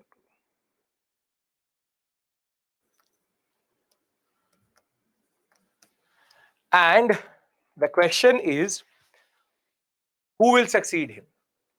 And who succeeds him is basically Baji Rao II, the son of Raghunath Rao, and he had the support of the Sindhyas in doing that. The Marathas were also the only power by 1803 which was left outside the British control, as we will see. And now Wellesley, Lord Wellesley, one of the most, what we can see, what we say, expansionist Governor General, he was now looking for a reason to enter into the internal politics of the Marathas. So now the British wanted a solution to the Marathas, and that they will get in the form of this basic concept. So the British divided the warring Maratha Sardars through clever diplomacy and overpowered them in separate battles itself. In October of 1802, Bajirao II and Sindhyas were defeated by Yashwantrao Holkar at the Battle of Hadaspar near Pune. Peshwa fled to British protection, and in December concluded what is called the Treaty of Basin, with the company ceding territories for the maintenance of the subsidiary force and agreeing to not go into a treaty with any other power. This act by the Peshwas, their nominal overlord, horrified and disgusted the other Maratha chieftains or chiefs, and therefore the Sindhyas, Bhosles, and Holkars, everybody is going to abandon all of them will abandon the Peshwas very, very quickly. So under the Treaty of Basin, what did Bajirao II actually agree to? Under this, he went into a subsidiary alliance. The Peshwas accepted the company's protection to pay a large amount of subsidy for that itself. Now, the English army will be stationed at Pune. Foreign relations will go under British control itself. Peshwa surrendered the city of Surat to the British. The Peshwas gave up all claim over the Nizam's territory, basically Hyderabad. British troops were now permanently kept in Maratha territory. End of Maratha independence in that regard. The British are now becoming the paramount power. And the acceptance of this is going to in turn lead to the fact that the major concept is Marathas will now lose their sovereignty to the British. The simple point is, Treaty of Basin is considered as the seal done, the whole story done, which is now there is no way that the Marathas can come back from this. And that is why, as one of you asked me, what about the third Anglo-Maratha war? The third Anglo-Maratha war is the easiest. The Marathas will realize that they've done a mistake. The Marathas will realize that they've done a mistake. Basically, Bajirao II will realize that he's done a mistake by giving English the power, but it was already too late. So by this time, when the Maratha chiefs will now start to come together under the Peshwa, because of the rigid rule of the British Resident itself, the Marathas will be defeated in separate battles by the British, because by 1817-19 there was no chance that the British would ever be defeated by the Marathas, who had already been under subsidiary alliance. So the third Anglo-Maratha is the easiest, wherein very simply all Maratha chiefs come together, now try to fight the British. But as I said, what is going to happen is, in different battles, different people will be defeated. Peshwa Bajirao II will be defeated at Pune. All administrative and political control will be taken away. There was already too much confusion and inefficiency.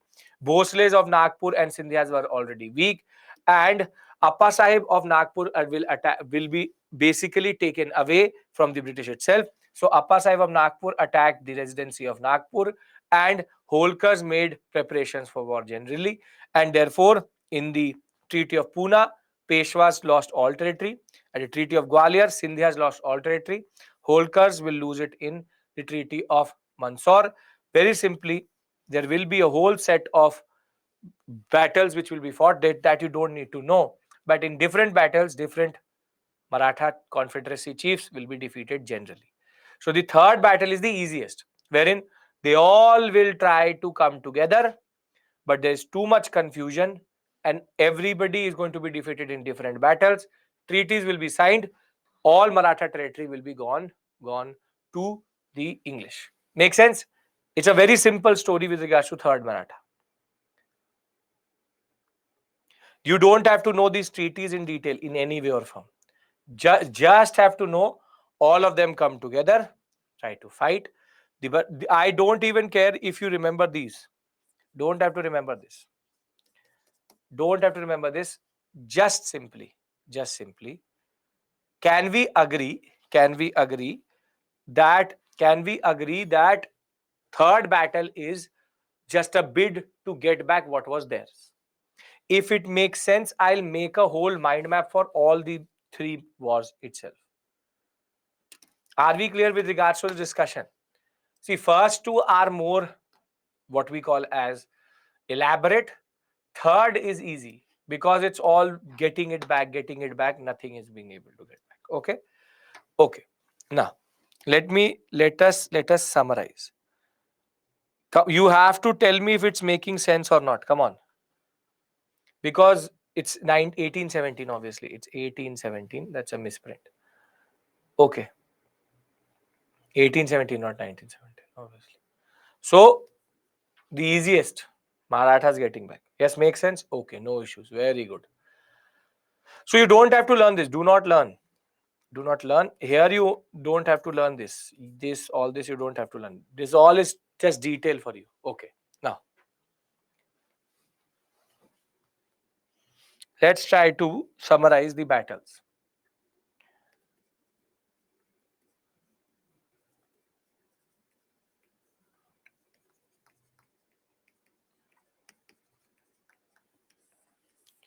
First Anglo-Maratha War.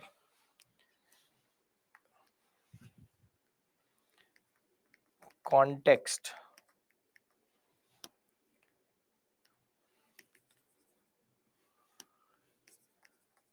Raghunath Rao removed from Peshwaship. Nana Fadnavis versus Raghunath Rao. So,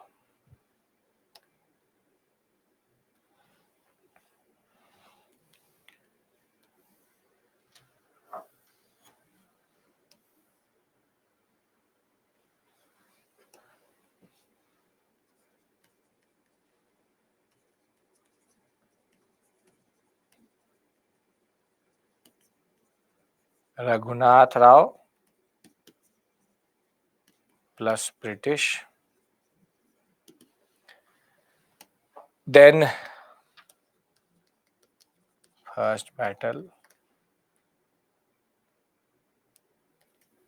Nana Fadnavis versus British and Raghunath Rao.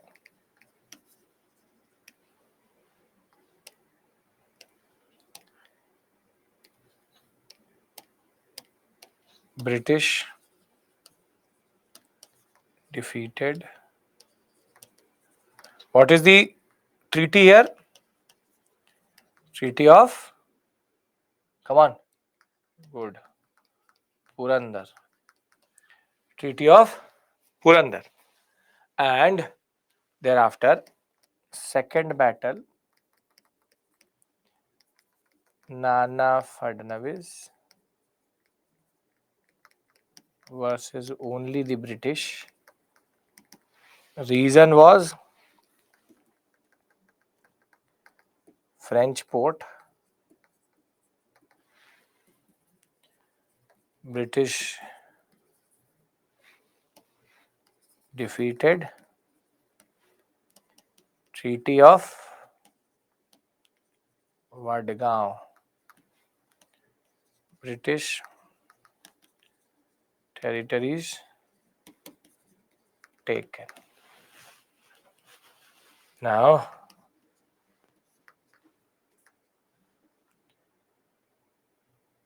third battle, British versus Nana Fadnavis and Marathas defeated, Treaty of Salbai,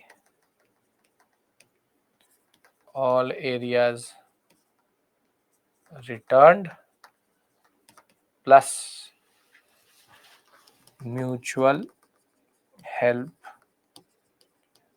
when it comes to third party aggression.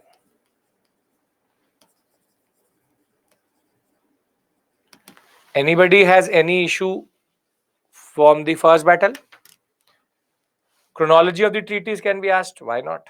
But if you know the chronology of the wars, you will know the chronology of the treaties also. So we understand this? Good, perfect. Now let's move to the second Anglo-Maratha wars. When we talk about the second Anglo-Maratha wars, it's much simpler than that.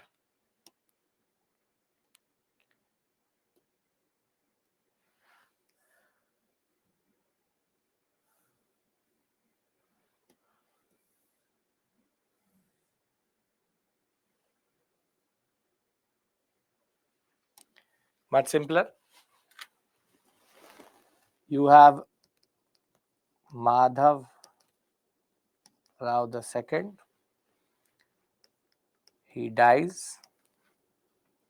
Now there are two claimants, Yashwant Rao Holkar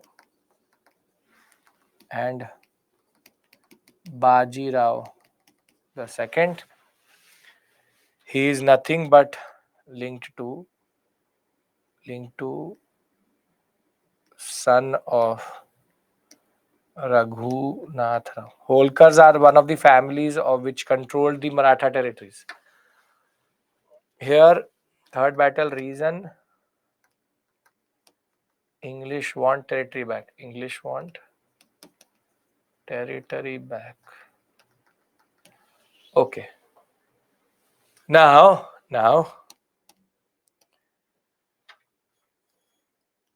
has support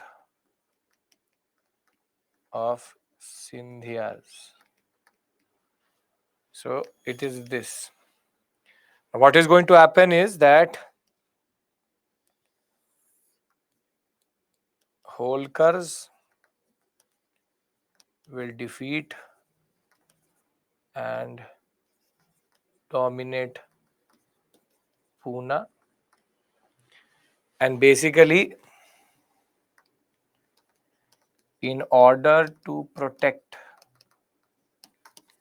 his Peshwaship, he will go to the English and Treaty of Basin, Marathas under subsidiary alliance, and very simply, all other Maratha families will abandon the Poona family or Bajirao second. Second Anglo-Maratha War, much easier, simple, no issues. We'll discuss subsidiary alliance when that will make sense, and we have a long discussion with regards to that. Okay. Can I move to third battle, the easiest of all of them? Yes. Okay, very good.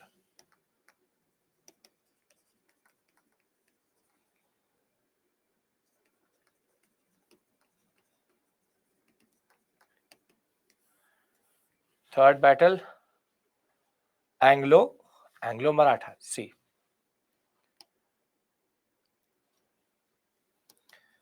British dominated Maratha politics at Poona. Bajirao second gets frustrated. All families, Holkars, Sindhyas, Bhosles, Poona Peshwa, all come together versus the English. But very simply, English will defeat and subdue each one of them separately and end Maratha rule in India or Indian subcontinent. Any issue with regards to third battle? No? Very good. Now, before I go to Mysore, so all of this is there in this table. First, second, third. Very simply, the Treaty of Vadgaon, Treaty of Purandar, Treaty of Salbite, Basin, Poona, Gwalior, Mandsaur. Don't have to worry about that. Simple point is Peshwas signed the subsidiary alliance. Peshwas were defeated. The Marathas lost their dominance forever. And the Sindhyas were defeated by the English. This basically is only one of the story. Sindhyas will be defeated by the English. Technically, Nana Fadnavis it is referring to, because Nana Fadnavis come from the Sindhya family. So we will rather say Nana Fadnavis defeated by, so that there is continuity. Nana Fadnavis defeated by the English. Yes. Now, when will we start Indian independence movement? Mohammed, tell me, when does the Indian independence movement start? Tell me, what is the year for Indian independence movement? 1885. So are we in 1885? No. So then let us reach 1885. So once all of this is over, then whole story. Most probably next week we start national movement. But to understand national movement, you need to understand these things first. See, I know there's a lot of detail, but if you can remember these basic flow charts, your work is done. I am giving you foolproof things so that if there's a question which comes in mains or prelims, you will be able to understand and write it. That is it. Timeline I will give you Ilman Rot Night Rao. When I'm done with Mysore and Seek all together, I give you a timeline because there's a trick in the timeline, which I can't give you right now. Simple point of the matter is there are names. Marathas are the only ones where there are names. Mysore is not that complex. Neither Bengal is or neither the Carnatic was. If there will be battles, there will be this story itself. So resident means ambassador, a person representing the English there. So before I move to Mysore, three, we have discussed now the Marathas, Bengal, and Carnatic. All three done. Can we move to Mysore now? Yes? Okay. Planted forcefully in a way. Subsidiary alliance has that feature. We'll discuss that. Please tell me one thing in the is the flowchart is sufficient or do we have see you want me to say something. Listen to me. You want me to say something which I won't say. You know the answer to that question also. So you now tell me what should I say. You want me to say that I should say it is sufficient. I don't want to say that you only read the flowcharts. But the answer to that question is you have to go through the annotated PPT and I am literally making notes for you. If you look at it, I'm making notes for you in class because these flowcharts should have been made by you. But rather I'm making it here so that you understand it. So simple point of the matter is that I expect you to at least go through the slides once. And if you can retain and revise through the basic flowcharts, it should be enough. But if there's a understanding based question, you would need to have an understanding of the whole argument, right? I don't care if you remember the dates. I don't care if you don't remember the names. But if you can give me a basic idea of what is first battle, second battle, third battle, that is more than enough. I'm not asking you to go and learn everybody's name. That is why you are all, you ask me who is son, father, brother, mother. I don't care because there's already too much to learn. So very simply, you keep it simple. We've discussed three areas. Obviously, you have to remember certain names. For Carnatic, you have to remember Anwaruddin. You have to remember Chand Sahib. You have to remember the French. You have to remember Nasruddin, Nasir Jang, Muzaffar Jang. You in Bengal, you cannot obviously not remember Sirajuddaulah. Cannot remember Mir Qasim or Mir Jafar. In Maratha, same way, you cannot forget the name of Raghunath Rao. But the problem here is that I can't just randomly come and say, okay, Raghunath Rao went into an understanding with the English. I have to tell you who is Raghunath Rao. But now that you know it, there's a difference between teaching and learning. I have to teach you who is Raghunath Rao. Now you know it. So if you want, you can forget the story before Raghunath Rao. But if I ask you who is Raghunath Rao, you should be in a position to tell me that. So you obviously don't have to delve into each and every detail. But you need to know the basic argument. Are you getting my point?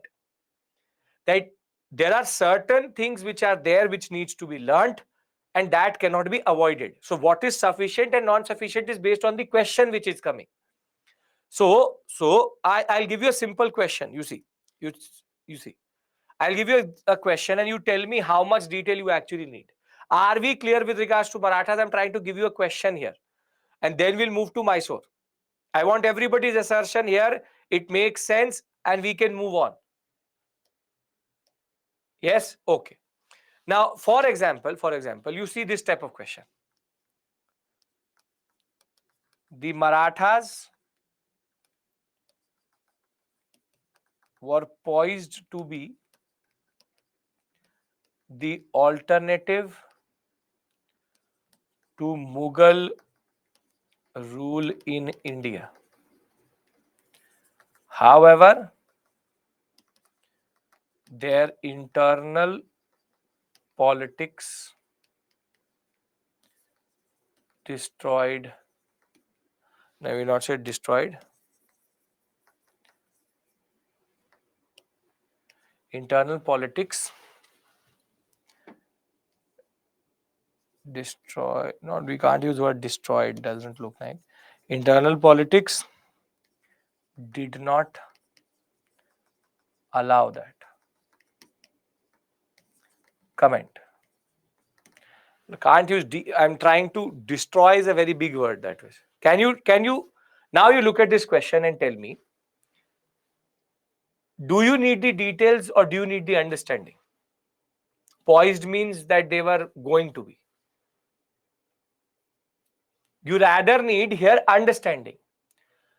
It's saying the Marathas were poised to be an alternative to the Mughal rule in India. However, their internal politics did not allow that. Comment. Now, basically, here you have to obviously write the name of Raghunath Rao. Obviously, you have to write the name of Baji Rao II.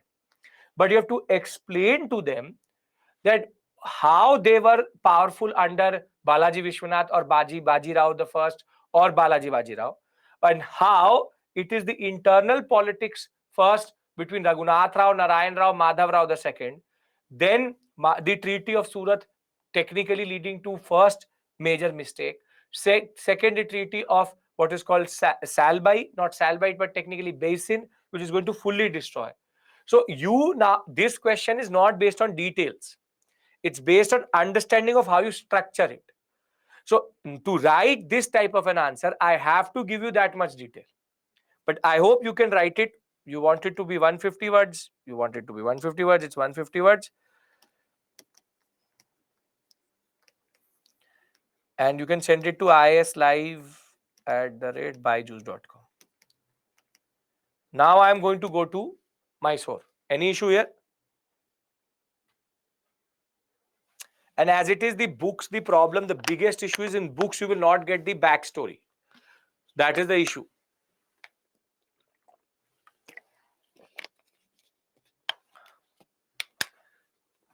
The succession story, Shalu, is not written in any book. It's here only. Okay. How Marathas could be an alternative to Mughal rule? Mughal rule was pan-Indian. Marathas could become pan-Indian. That's it. Okay. Let's talk about Mysore. Now, Mysore has a problem. Now, please pay attention. Please pay attention towards the screen. What should we write in this question? You write how Marathas' internal politics destroyed their chances of being dominant. How the British got inroads into it. Okay. Vishwajit, it takes at least 3 to 4 days to get a copy checked. That will be at least that much time will take. If you send it to ISLive, it takes at least 3 to 4 days minimum. Okay. See, the problem of Mysore is that it's locked. It's locked. You write second and third, yes. You technically write all 3 wars, but not the wars, but the reasons. Okay. Now, Mysore, as I said, the problem is that it is sandwiched, if you want to say, between first you have the Carnatic sector. This is not clear.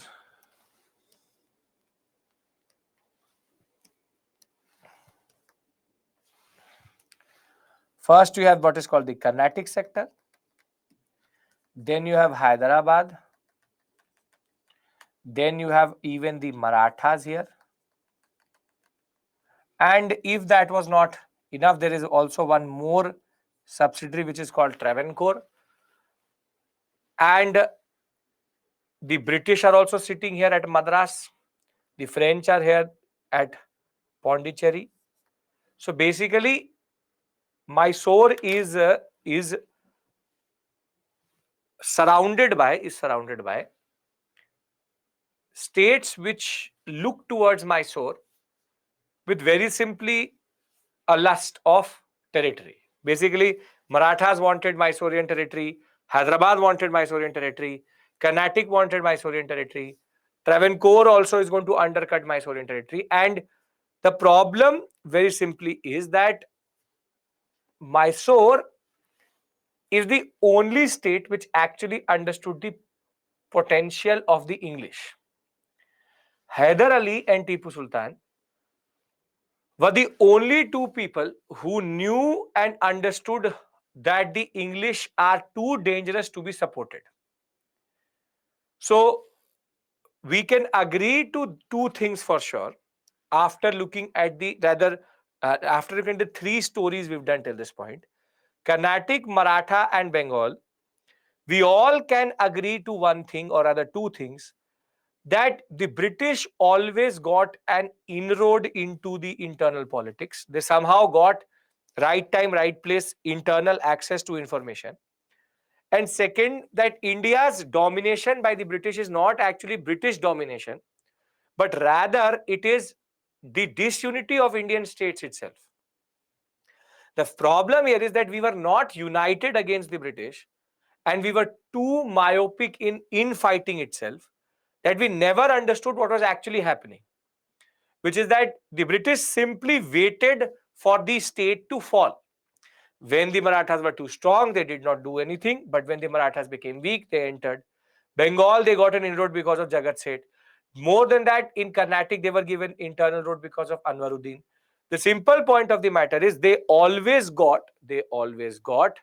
a certain amount of internal access. And the biggest issue is that the disunity of India was the opportunity for the English. Can we agree to this? Yes? Very good. Now, even if we can agree to this, let's talk about Mysore. Let's talk about Mysore. Now, Mysore, as I said, did not have a good relationship with Marathas generally. And under Madhav Rao the first and second,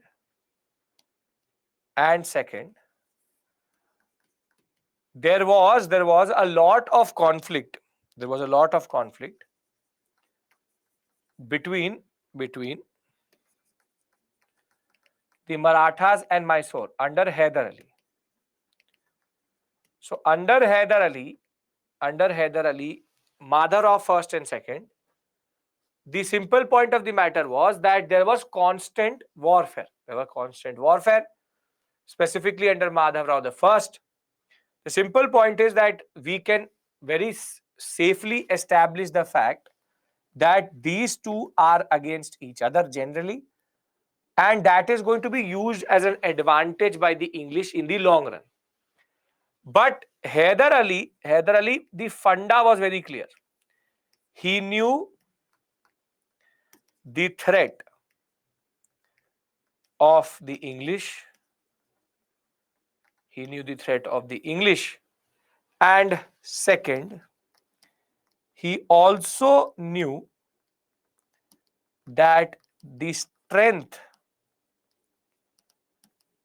of the English was their army and navy, and therefore he cultivated a good relationship with the French,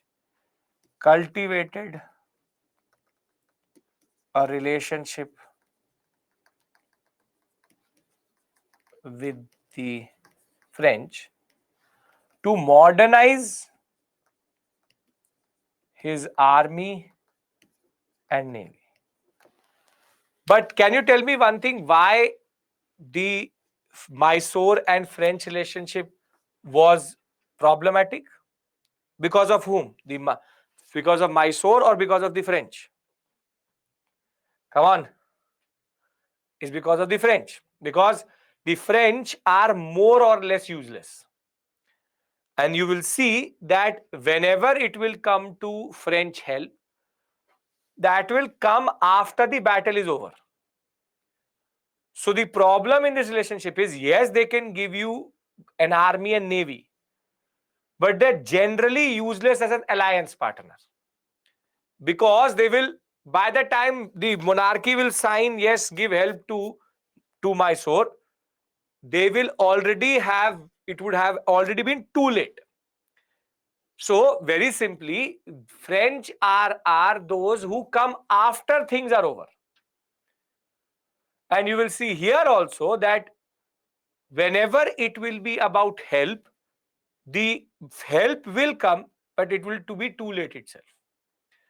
So we can very simply establish the fact that the Marathas hate the Mysore sector, and the English were also very suspicious of Mysore. Now that is based on the fact that it is a governmental company. Yes, the fact is that English from the outset itself did not like the Mysorean sector and did not like Hyder Ali. So let's talk about the first battle, or rather we say first Anglo-Mysore wars. Now remember, there are 4 wars here, not 3 but 4. This is the highest number of wars which are there.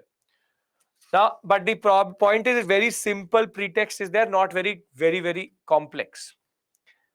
So why does the first Anglo-Mysore war happen?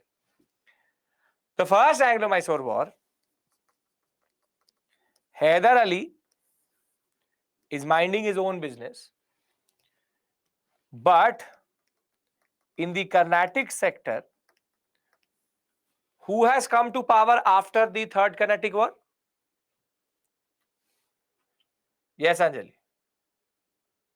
Who has come to power after third Carnatic war? Who has been able to establish its control? Yes, Muhammad Ali, but more than that, the English. The English dominate the Carnatic sector via dominating Muhammad Ali itself. And we can very safely say that the Carnatic area is under the influence of the English.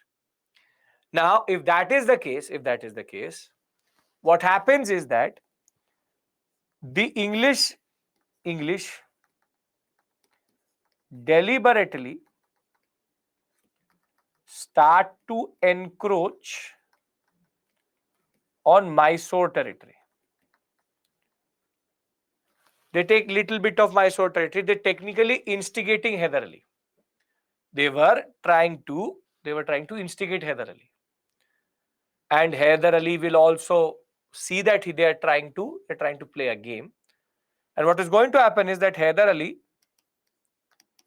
will fight the English based on this pretext in the first Mysore war. But the first Mysore war very simply went on for 1.5 years. For 1.5 years, it went on. They kept on fighting. The conclusion which English could come to was that the Mysore army was matching the strength of the English, and therefore the English and the Hyder Ali army, there was more or less no real movement. So the battle will go on, but no real breakthroughs. Breakthroughs. Now,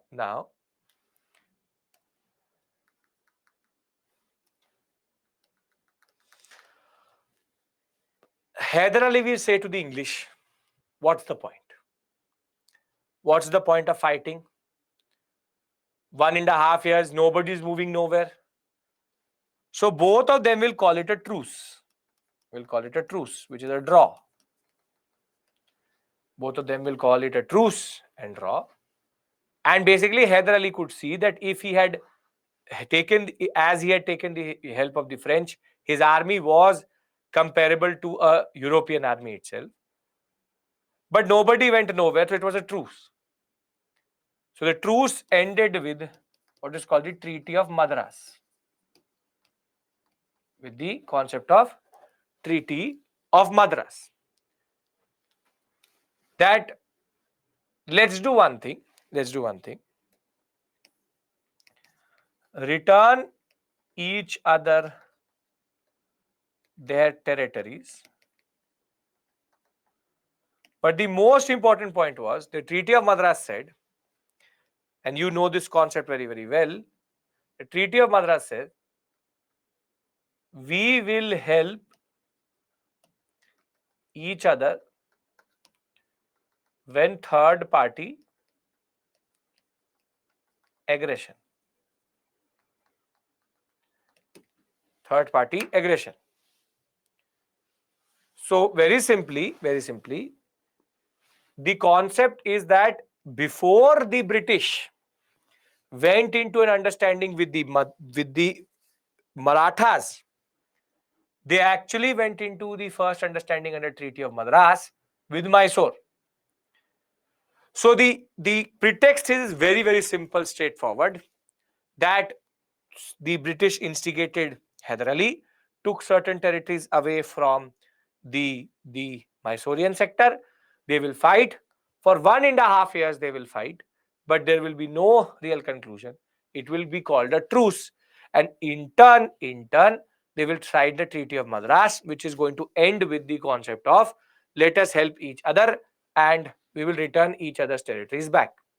So I think it should not be difficult. After doing Marathas, very, very easy, straightforward. There's no complexity here. Simple war it is. That see, Hyder Ali and Marathas had a very hard relationship, or a very difficult relationship. Marathas under Madhav Rao technically attacked Mysore, defeated Hyder Ali thrice in 1764, 66, 70, 71. Huge sums of money was being given by the Mysorean sector to the Marathas. Lost of a lot of territories. But when Madhara the second will die, rather Madhara the first is going to die, confusion will reign.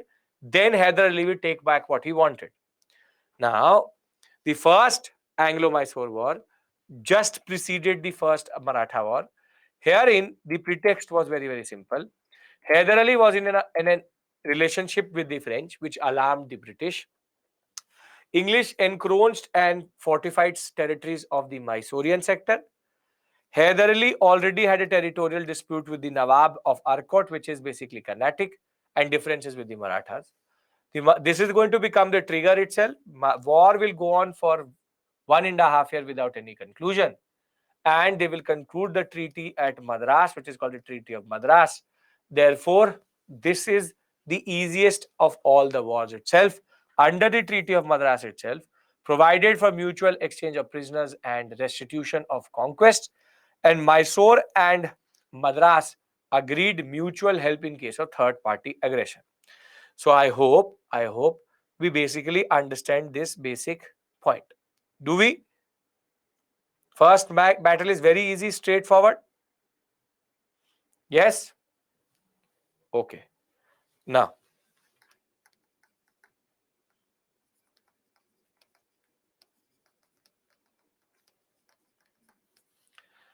very good. Mysore and English. English means Madrasi. Madras is English. Madras is English. If I say Pondicherry, it means French. This much association you should have now. Okay. Now let's talk about the concept of Anglo-Mysore wars. Second war. Now, when we talk about the second war, very simply, I'll make a mind map. Obviously, in the end, let me do the three ones. See, timeline, don't worry. There's a trick. I'm telling you, I'll give you the timeline. I'll write all the wars and the time, and then you will say so much to learn. Don't worry. I will tell you that. I know what you need to do. Don't worry about that.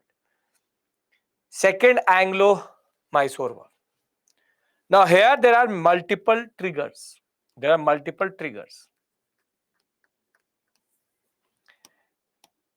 See, the first trigger is going to be that the Marathas will attack Mysore. So, if the Marathas have attacked Mysore, should the English come to the help of the Mysorean sector under Treaty of Madras? Yes or no? Yes? Very good. But English did not help and breached Treaty of Madras. This is first thing which will make Hyder Ali angry. So this is the first thing. Hyder Ali becomes frustrated.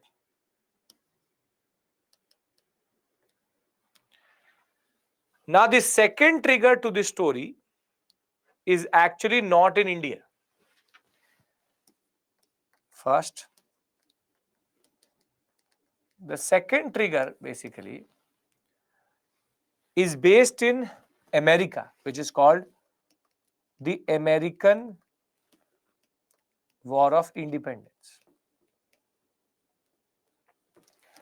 See, America, United States of America, America was a British colony,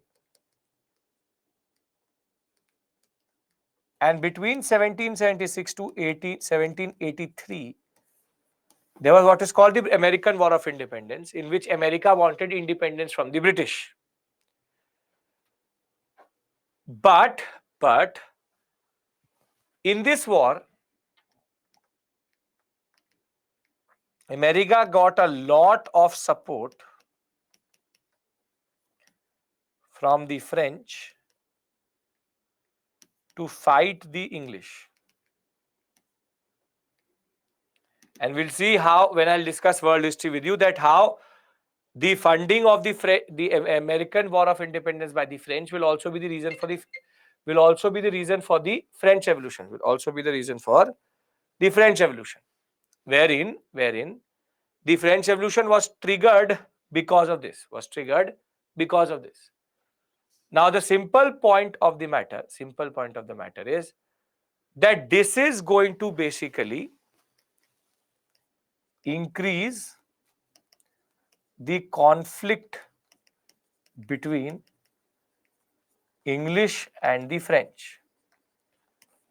Between the English and the French, the simple point of the matter is that the relationship will start to become more and more. That is why Statue of Liberty was given by the French to the Americans. But the Americans are hypocrites in themselves, but did not help the French one bit. That's a separate issue altogether. Americans only know how to take, not to give. The simple point of the matter is that the English and the French, very simply, have now hostility. Now, if French are helping Mysore, what is going to happen? You tell me. Will not this aggression come together? That basically the hostility towards the French will also become hostility towards the Mysorean sector. So the second Anglo-Maratha War is a little bit based on, again, not Indian concept, but outside India, wherein, see, the first trigger is that Mysore itself felt betrayed, that the Treaty of Madras was not held up by the British. Second is the American War of Independence, or the American Revolution as it is called.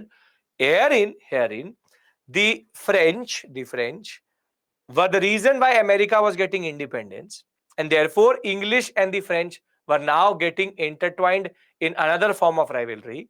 And because the French is helping the Mysorean sector, as soon as any form of interaction is going to become more and more concrete between Mysore and the French, as soon as that will happen, the English will feel threatened, and that will be the reason for the war itself.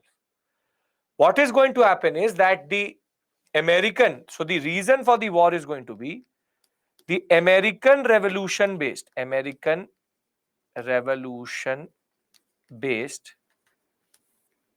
aggression and suspicion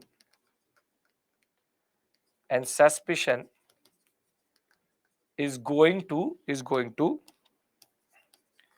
spill over into India. So you see, it says that when the Marathas invaded Mysore in 1771, the British did not help.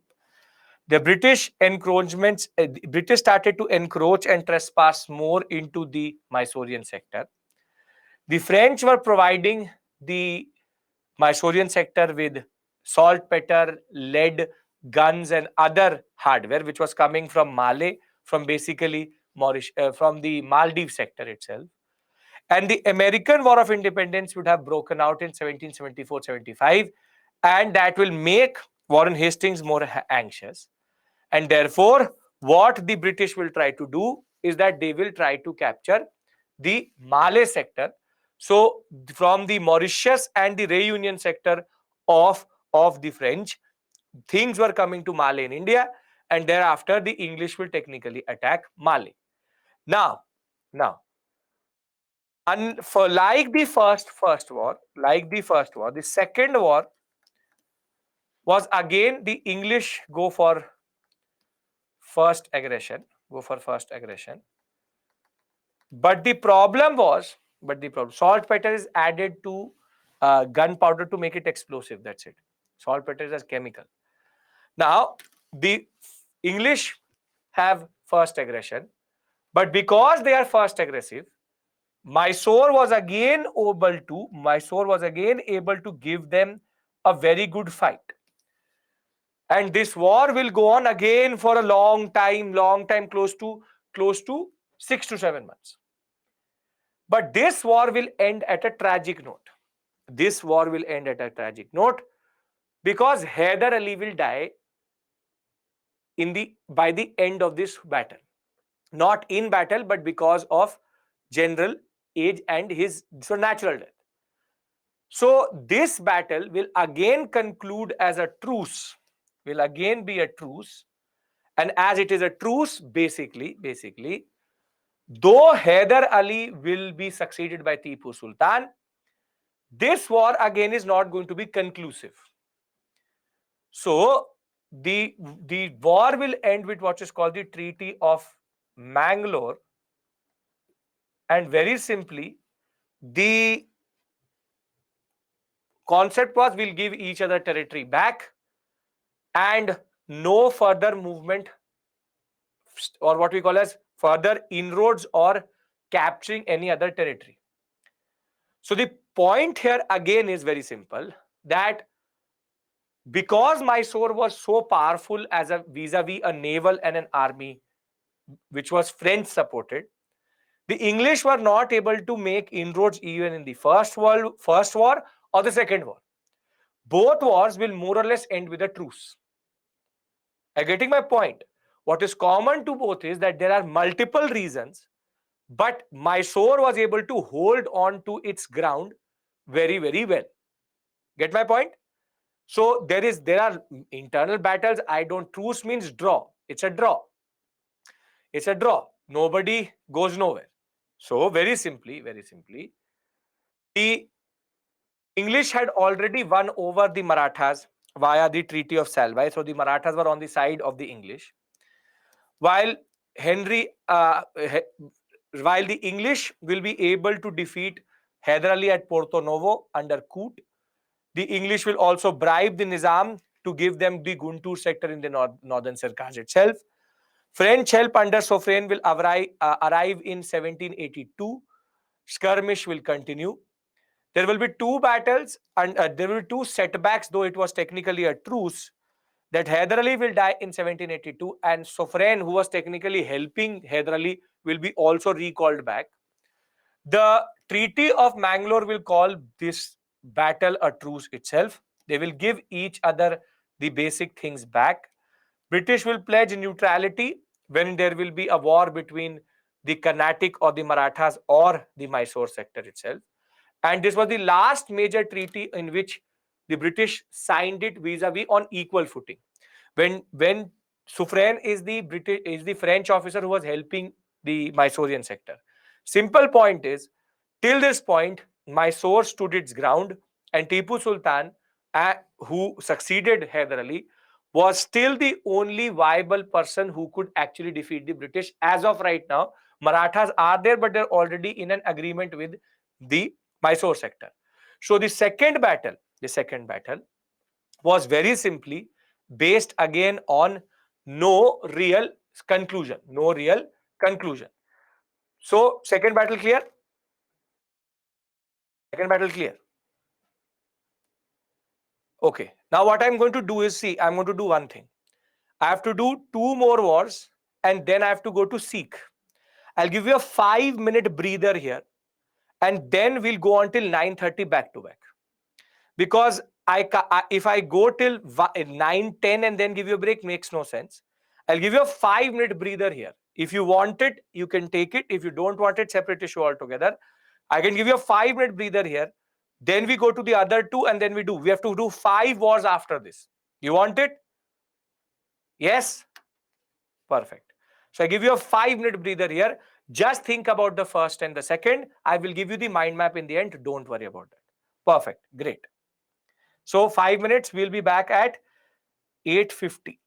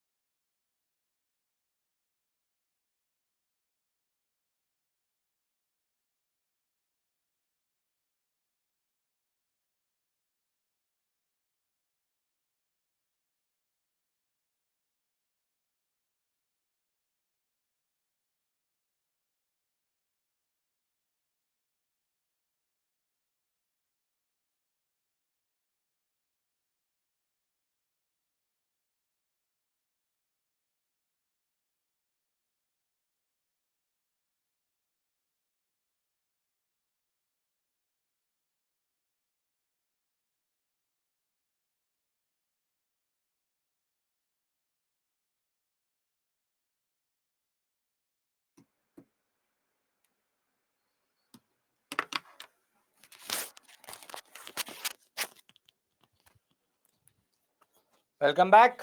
Feel better?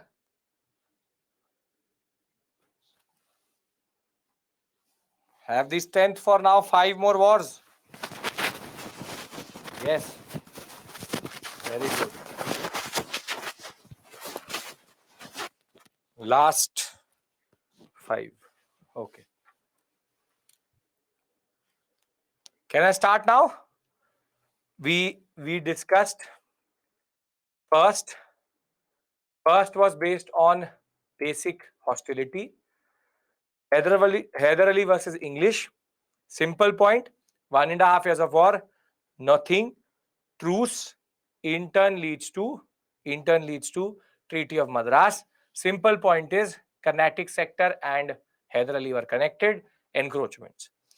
Thereafter, the story of Second Anglo-Mysore War. Trigger first is Marathas attacking Mysore, breach of Treaty of Madras itself.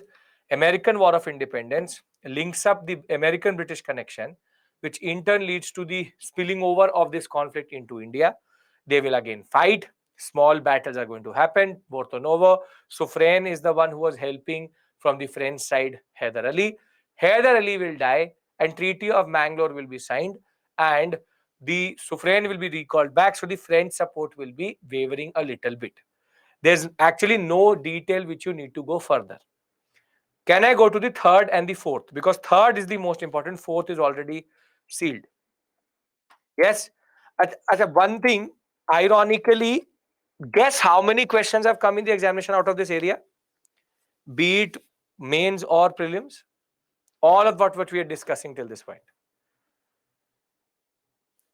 In prelims, zero. Zero questions have come till this point out of wars.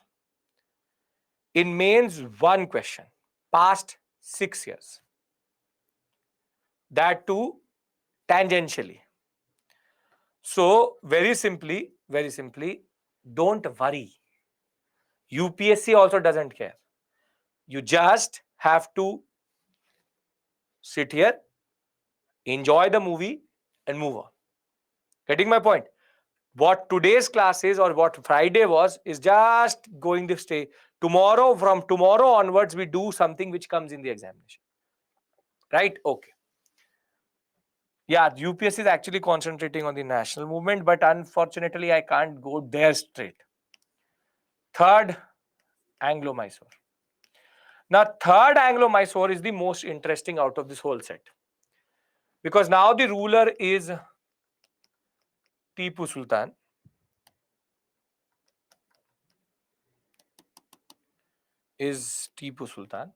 He has succeeded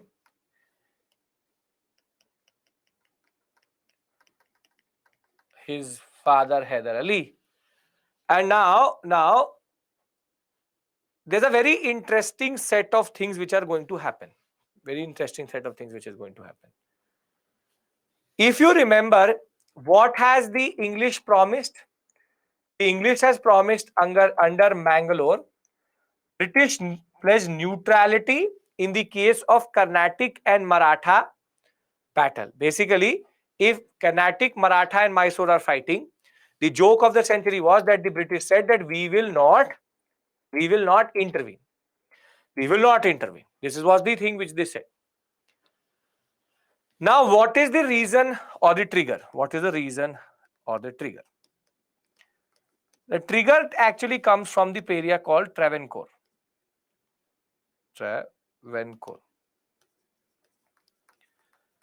See, Travancore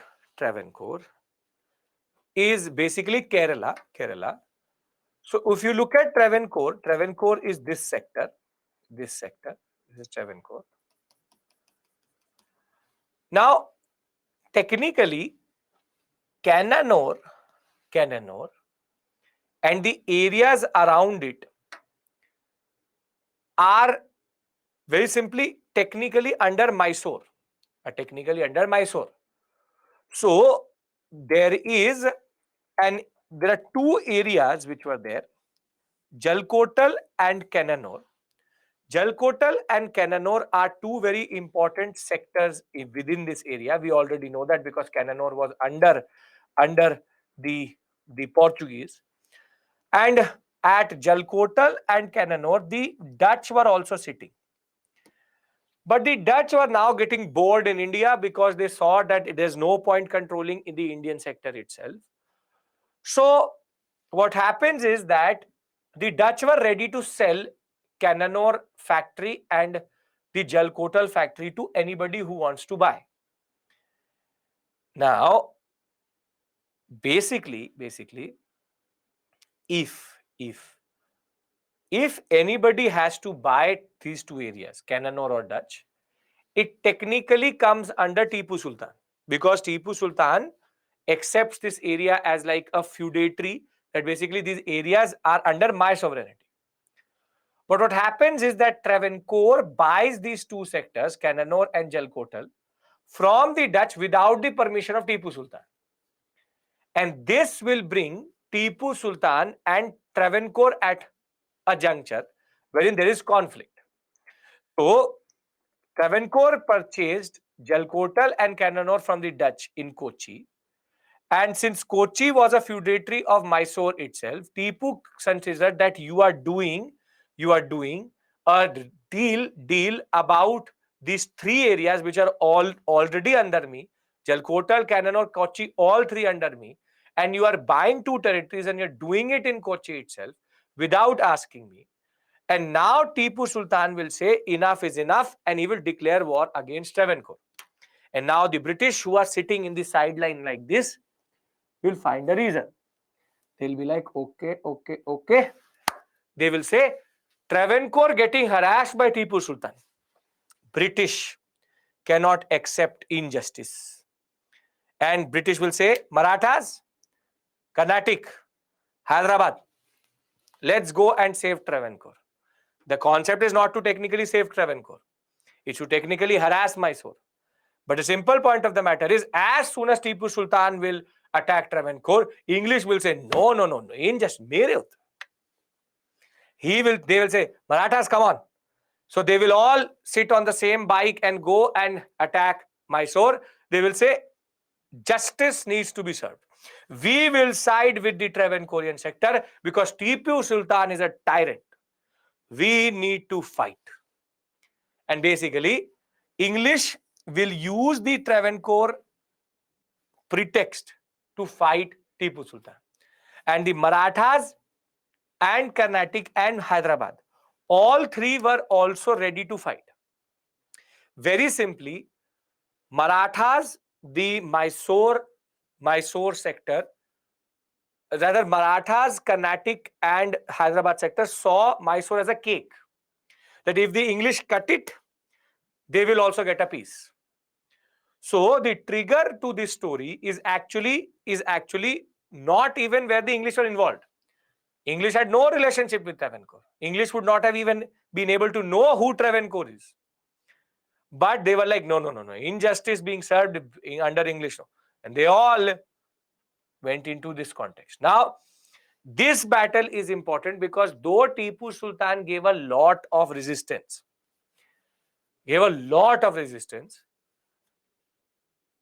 in this battle, more or less, Mysore started to fade. Wherein the English were now trying to push into this sector from three sides, wherein the English were coming from the Madras side, the Marathas were pushing from the northern, and both Hyderabad and Marathas were creating pressure from the northern side, and Travancore was now fighting in a sense from the southern side. And therefore, what happens is that now now Mysore is basically surrounded. So Tipu Sultan is fighting on multiple fronts. And therefore, the Treaty of Mangalore was only a temporary respite for both these powers. War was inevitable. Cornwallis, who had now become the Governor General, had already brought the Marathas and Nizam under his control via diplomacy. And Tipu Sultan, now looking for help from the French, even sent certain letters to the Turks and the Arabs, basically to Turkey and to even the Egyptian sector and North Africa and Southeast Asian sector, that the English are expanding and need help. But the French were not of any help as of right now. What is going to happen is that Tipu Sultan defeated the English under General Meadows, but then Cornwallis will take up the leadership, and at Ambur and Vellore and at Bangalore, there will be back-to-back defeats which Tipu Sultan will see.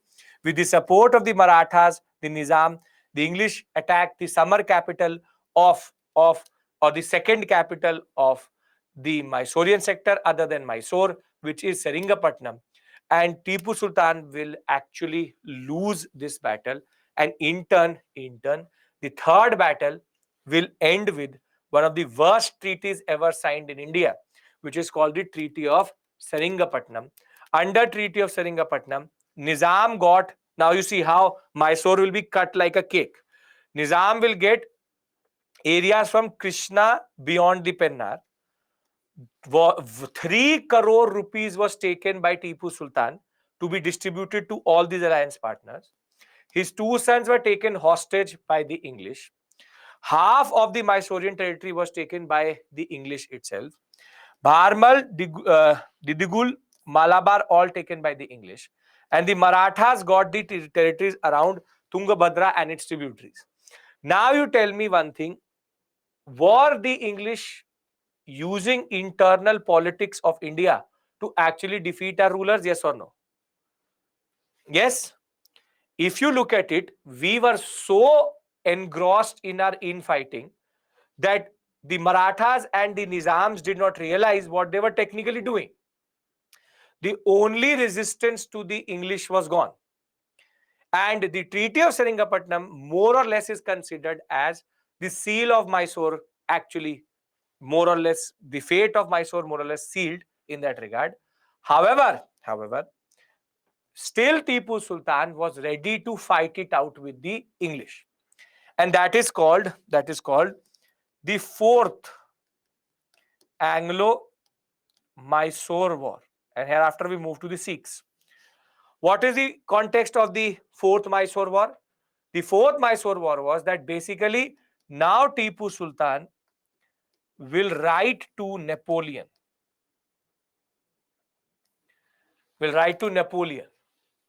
Napoleon at this point of time had emerged as one of the greatest leaders of the French and the French Revolution.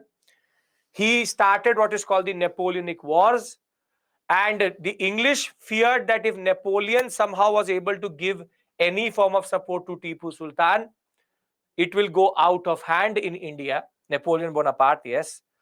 And before Napoleon Bonaparte could actually send anything to Tipu Sultan, and because Napoleon had a policy under which he wanted to surround the English and break its trade with India, there will be a preemptive, what we call as strike on Mysore from naval help. If it could come to Mysore, they will actually going to preemptively attack Mysore. And the third, in the Fourth Anglo-Mysore War, the whole Mysorean territory will be occupied and Tipu Sultan will be martyred. So the context is very, very simple, wherein the English and Tipu Sultan both used the period between 90 and 99, 9 years to recoup their losses. Wellesley by this point of time had become the Governor General in India, and there was a major war which was broiling up in Europe, which is called the Napoleonic Wars itself. And when Napoleon landed in Egypt, there was a plot that Russia and France will help the French enter into the Indian subcontinent, and Tipu Sultan is going to help. There was a lot of communication between Tipu Sultan and Napoleon, and Wellesley, in order to prevent an alliance between Tipu Sultan and France, will rather what they will do is that they will preemptively go for a war. So the war will begin in 1799 April, and basically today in 1799, exactly today, April 17th, 1799, the war will begin, and it will end on 4th May 1799, with the fall of Seringapatam, the English were again held by the Marathas and Nizam. Tipu Sultan was defeated first by Stuart and then by General Harris. Don't need to care, don't need to learn that. Tipu Sultan was then killed before the French could reach him or give him any form of help at Vellore. In 1799, the English had already more or less got everything by the Treaty of Seringapatam, but at the Battle of Seringapatam under Arthur Wellesley, Tipu Sultan will lose his life. The Nizam will get the Gutti and the Guramkonda sector, and English will get the Kanara, Wayanad, Coimbatore, Devapuram, and Seringapatam sector.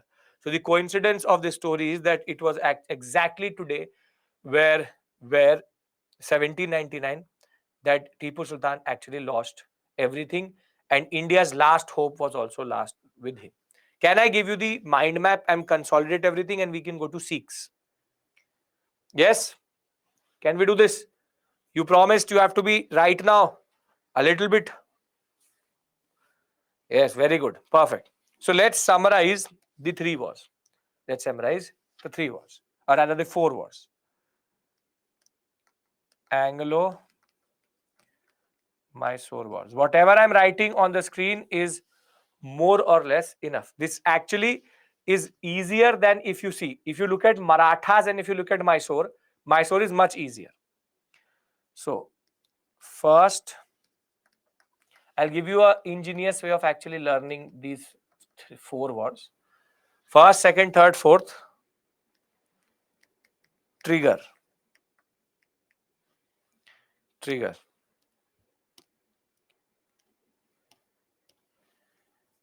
English encroachment.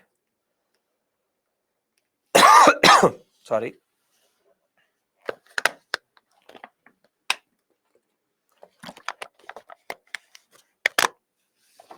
English encroachment of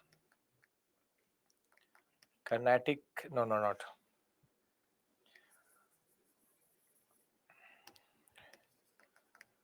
Of Mysorean territory via Carnatic fought between Hyder Ali versus English. Outcome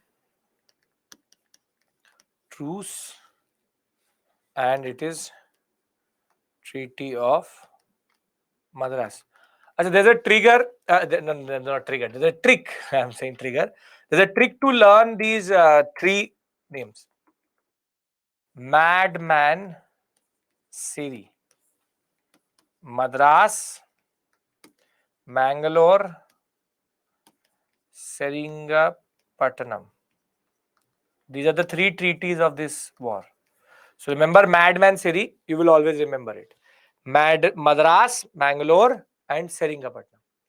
Right. So truce, Treaty of Madras. Then, what was the reason for the second war? Second war is related to true triggers.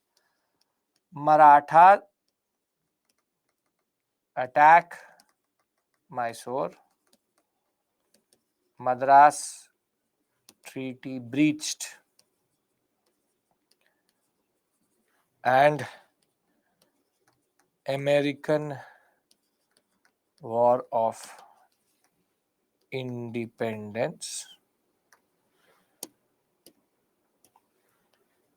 Hyder Ali versus English. Truce. Treaty of Madras. Third trigger is Travancore. Oh, sorry. I've written Madras, Mangalore.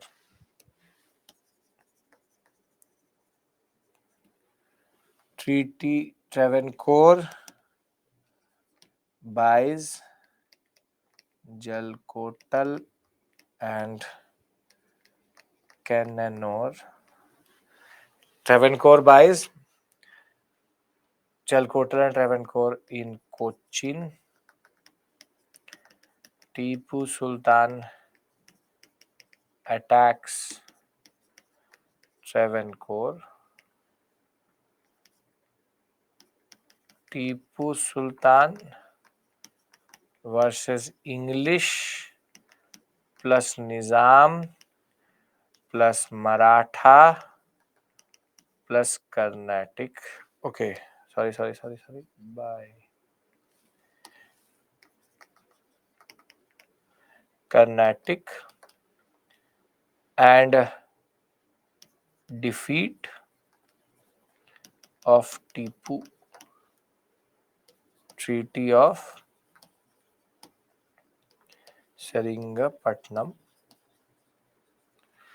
Thereafter,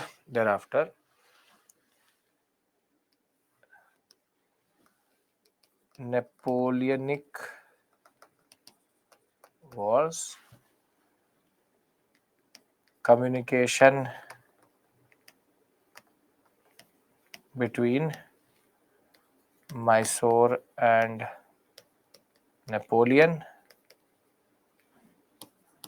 Tipu versus British, Nizam, Marathas, Carnatic, Mysore fully occupied. Done.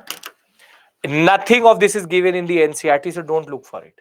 Whatever I'm giving you is out of multiple books.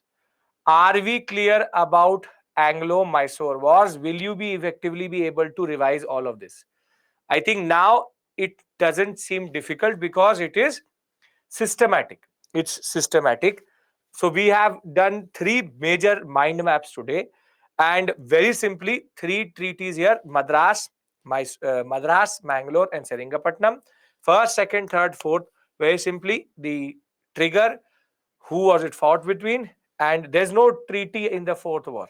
Fourth war is Mysore territory taken itself. Marathas were directly involved, and the Maratha Nizam Carnatic were rather directly involved in the third and the fourth battle, not in the first and the second one. Who won the fourth? You tell me who won the fourth. If Mysore was fully occupied, who won? English won. Tipu Sultan's son were killed. Rather, one son was left, but his one son was killed. He was killed himself. Can I move to Sikh and we end this story today? And tomorrow we go to subsidiary alliance. Come on, can we discuss Sikhs? Perfect. So I told you this is the last leg. I've we've been doing this for now 2 classes, close to 7 hours of this. As I said, the questions are not coming from this area, but I hope still, even if questions are asked, you are now capable to write answers, and at least you are capable to revise yourself, because that is the most important thing which is there for me, which is using these mind maps. You can actually revise quickly and understand everything quickly. Yes, great. Okay. We've discussed Nizam already. If you don't remember, we discussed Hyderabad previously itself. Nizam ul Mulk Asafja. We discussed the wars itself. We discussed the civil war itself. Okay. Why Marathas did not fight properly in the first and the second, though they were the trigger, it was not there. Okay, let's talk about the Sikhs. Now, when you will do medieval with me, I will tell you the story of how Sikhism rises. And basically, it's between the two major religions were conflicting in the Punjab sector.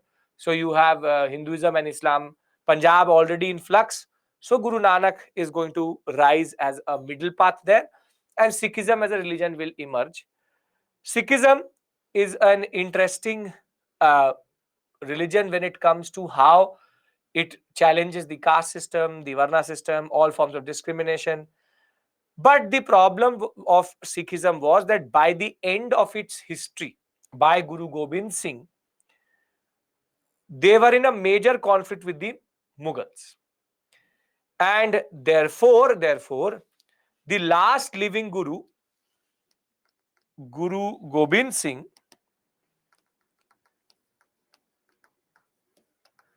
he did two things.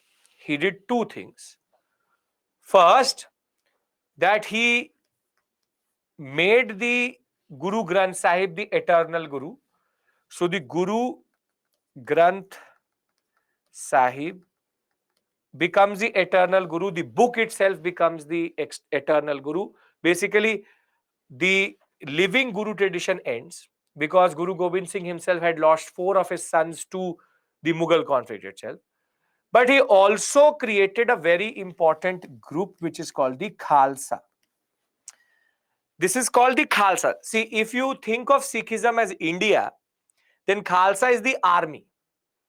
Basically, Khalsa is, so Sikhism is basically a religion. But Khalsa is the group within within the within the Sikhs or within Sikhism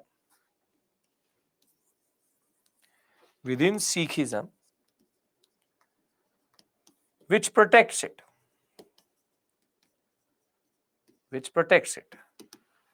So Khalsa basically protects Sikhism. And very simply, by the turn of 18th century, Khalsa was also evolving. And what it was evolving into, I hope you understand the concept of Khalsa, that I will discuss this with you properly also later in medieval.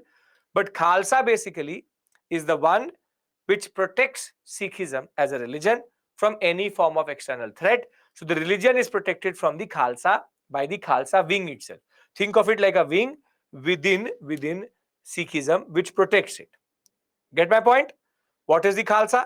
Because Khalsa is not what we're discussing. What we're discussing is successor. So what happens is that, one second, what happens is that the Khalsa starts to evolve. And what it evolves into, and a lot of you would know about it, is called missiles. Missiles are basically democratic military brotherhood in which basically the whole Punjab sector was divided into 12 missiles.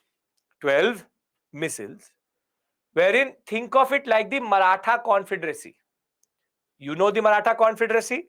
The Bhosles, the Scindias, how they were divided?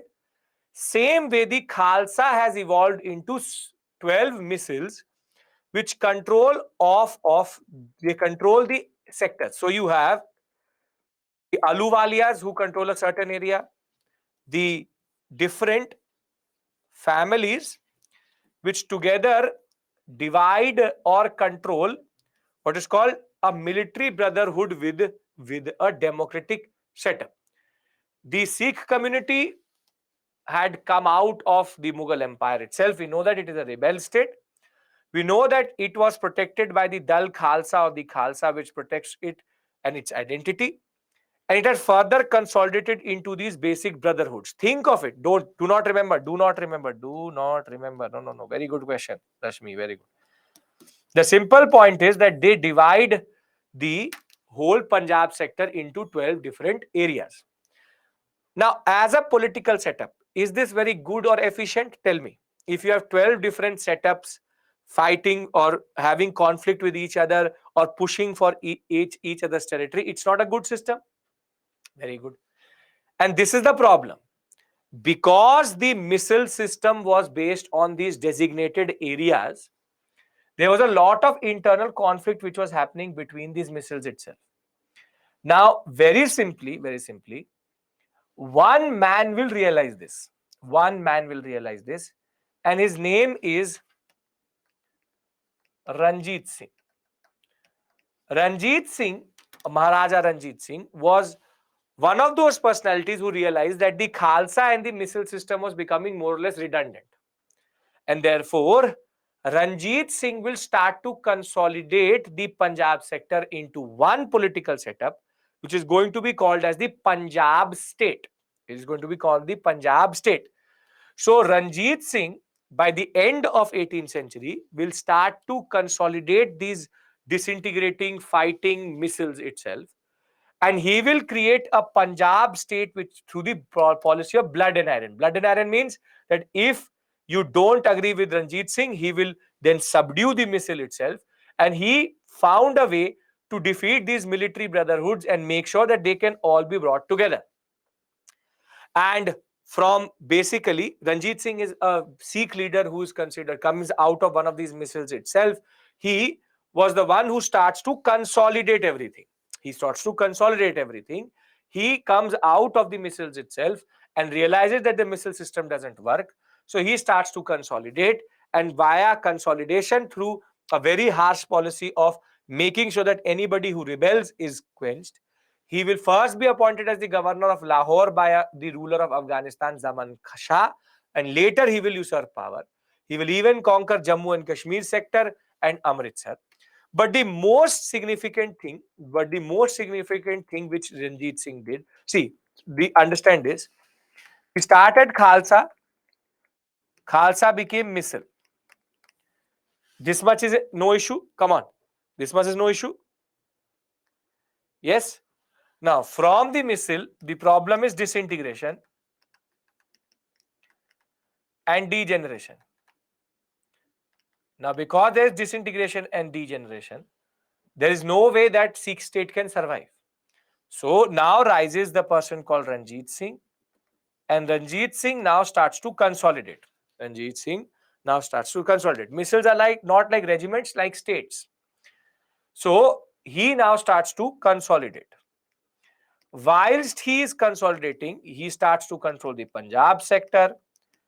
He comes from the Sukra Chakriya missile. So he consolidates the Punjab sector. Then he is able to take the Jammu and Kashmir sector also. He is able to take parts of Haryana also. He is technically expanding. Now, the most important thing which he does is that whilst the Punjab state is expanding, you have the British also in this area. So rather than fighting with the British, he goes into an agreement which is called the Treaty of Amritsar or the Treaty of Perpetual Friendship. Perpetual Friendship. And what is the Treaty of Perpetual Friendship? What is decided is under Treaty of Perpetual Friendship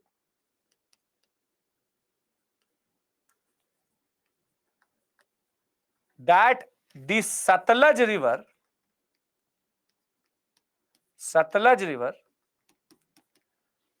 is going to become the border between the Sikhs and the British. Perpetual friendship means dosti forever. Perpetual friendship. So the Sikhs and the British come to an agreement that the Sikhs will not cross over or go east of the Satluj, and the British will not cross over from the west of the Satluj. Basically, they both believe that this is going to be status quo. This is going to be the boundary itself. So very simply, the Treaty of Perpetual Friendship will give stable borders to Punjab, and Ranjit Singh will be able to consolidate. Now, Ranjit Singh will modernize his army also. And under Ranjit Singh, Punjab will be perfect. Everything is good and perfect. He is very, very powerful. He has made treaties. He will consolidate. So when we talk about Ranjit Singh, he will conquer Jammu and Kashmir. He will go into perpetual friendship in 1809. He will build up an army on European lines, considered second best army in Asia itself. Will be manufacturing cannons at Lahore and will be drawing in a lot of Muslim gunmen who could use these cannons. The basic point of the matter is Ranjit Singh makes Punjab very, very strong and very, very powerful. So from starting at Khalsa to going for degenerating missiles, the fact is Ranjit Singh was able to consolidate the Punjab sector itself. What is good for the British, that British also know that they have a border with the Sikhs, and the Sikhs also know that they have a border with the British.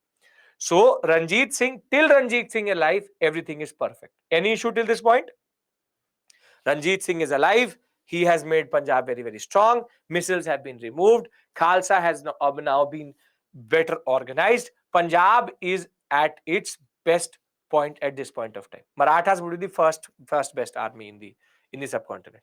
Who is making these cannons? The Amritsar sector, or rather, the Ranjit Singh himself is now making proper cannons in India in that regard. First best army is Marathas. Second best army would be Sikhs. Khalsa becomes missiles. How? Because Khalsa is basically a protective wing of the Sikhs. That in turn will lead to military organizations within it, and that will in turn become brotherhoods or groups which will then start to control territories. You don't need to know that, but I'm still telling you. We simply have to understand one thing. Ranjit Singh, I'll stop. I'll not go to the war. I'll stop at the pretext. Please understand. Give me 2 minutes. Simple point. Simple point. Can we agree that Khalsa has become missile, has now been consolidated by Ranjit Singh? Can we reach till this point? That is it. This much you understand? Yes? Okay. Very good. Now, simple last point. Now Ranjit Singh will die. Ranjit Singh will die. And when Ranjit Singh will die, then it will be utter chaos in the Punjab sector. Utter chaos in the Punjab sector. How? So, Ranjit Singh will die. So, he should be succeeded by his son. His first son is called Kharak Singh. He will be murdered by other Sikh generals. Then after Kharak Singh will come Nauniyal Singh. He will also be murdered. Then after Nauniyal Singh, you will have Sher Singh. He will also be murdered. And in the end, the youngest son of Ranjit Singh will come to power, and his name is Dilip Singh. And Dilip Singh, very simply, will be too young to rule. So he will have his Wazir, which is his prime minister, as a person called Hira Singh. And he will technically be ruling, or he's a minor. So the real power is under a person called Rani Jindal. Is Rani Jindal. Now, it is here where I want to stop, because it will take me 15 minutes to do Sikh war. It's not very complex. The simple point I want you to remember very simply is Punjab starts, and then I'll give you a consolidated account of what we've done today. Punjab starts as a Khalsa, then becomes a missile based on groups controlling certain territories. Ranjit Singh consolidates it. But Ranjit Singh is followed by back to back his sons being murdered by military generals. And the last known ruler which you need to remember for 24 hours is Dilip Singh, Rani Jindal, and Wazir, who is Prime Minister, is Hira Singh. Can we remember this much till tomorrow? And I'll tell you the first and the second Sikh wars. Yes, Rani Jindal is Rani, female, right? Okay. So, what have we done today? What have we done today? We'll talk about the war. Very simple wars they are. Two wars are there, simple, very simple. First is going to be Lal Singh is a person who will say that I want to be Wazir. So he will go to the British. The British will say, okay, you cross the Satluj. He will cross the Satluj. Lal Singh will not fight. And that in turn will lead to the Sikhs getting defeated. First, they will sign what is called the Treaty of Lahore, from which Jammu and Kashmir will go. Then it is called Treaty of Bhairawal. And then the second is going to be when the Sikhs will realize everything is lost, they will come back and fight. It's a very simple war, not very complex. Let's try to consolidate everything and then we take break for today. Simple, very simple. what have we done? First, we did Carnatic, and I'm repeating myself. First, we did Carnatic. Now, we discussed Carnatic vis-a-vis how there was first the Austrian War of Succession, then the internal civil war, third, the concept of what we call as the 7 Years' War. Then we moved to Bengal. Bengal was linked to the Black Hole incident, Sirajudollah, Mir Jafar, Mir Qasim, then the alliance, and then inter leads to Battle of Buxar, Diwani rights. Today we've discussed a very important concept, which is Marathas. Marathas, we discussed Balaji Vishwanath, Balaji Bajirao, Balaji Vishwanath, Bajirao, Balaji Bajirao. Thereafter confusion, Madharao the first, then Narayan Rao, but killed by Raghunath Rao, then by Madharao the second. First battle, second battle, third battle. First battle based on Raghunath Rao bringing in the British itself. Second battle based on the internal conflict, Holkars versus Bajirao the second and Sindhyas. And third battle when everybody realized it's already lost. Then we did Mysore. Hyder Ali, Tipu Sultan. The basic point is French support. First is based on checking Hyder Ali, which he does, truce.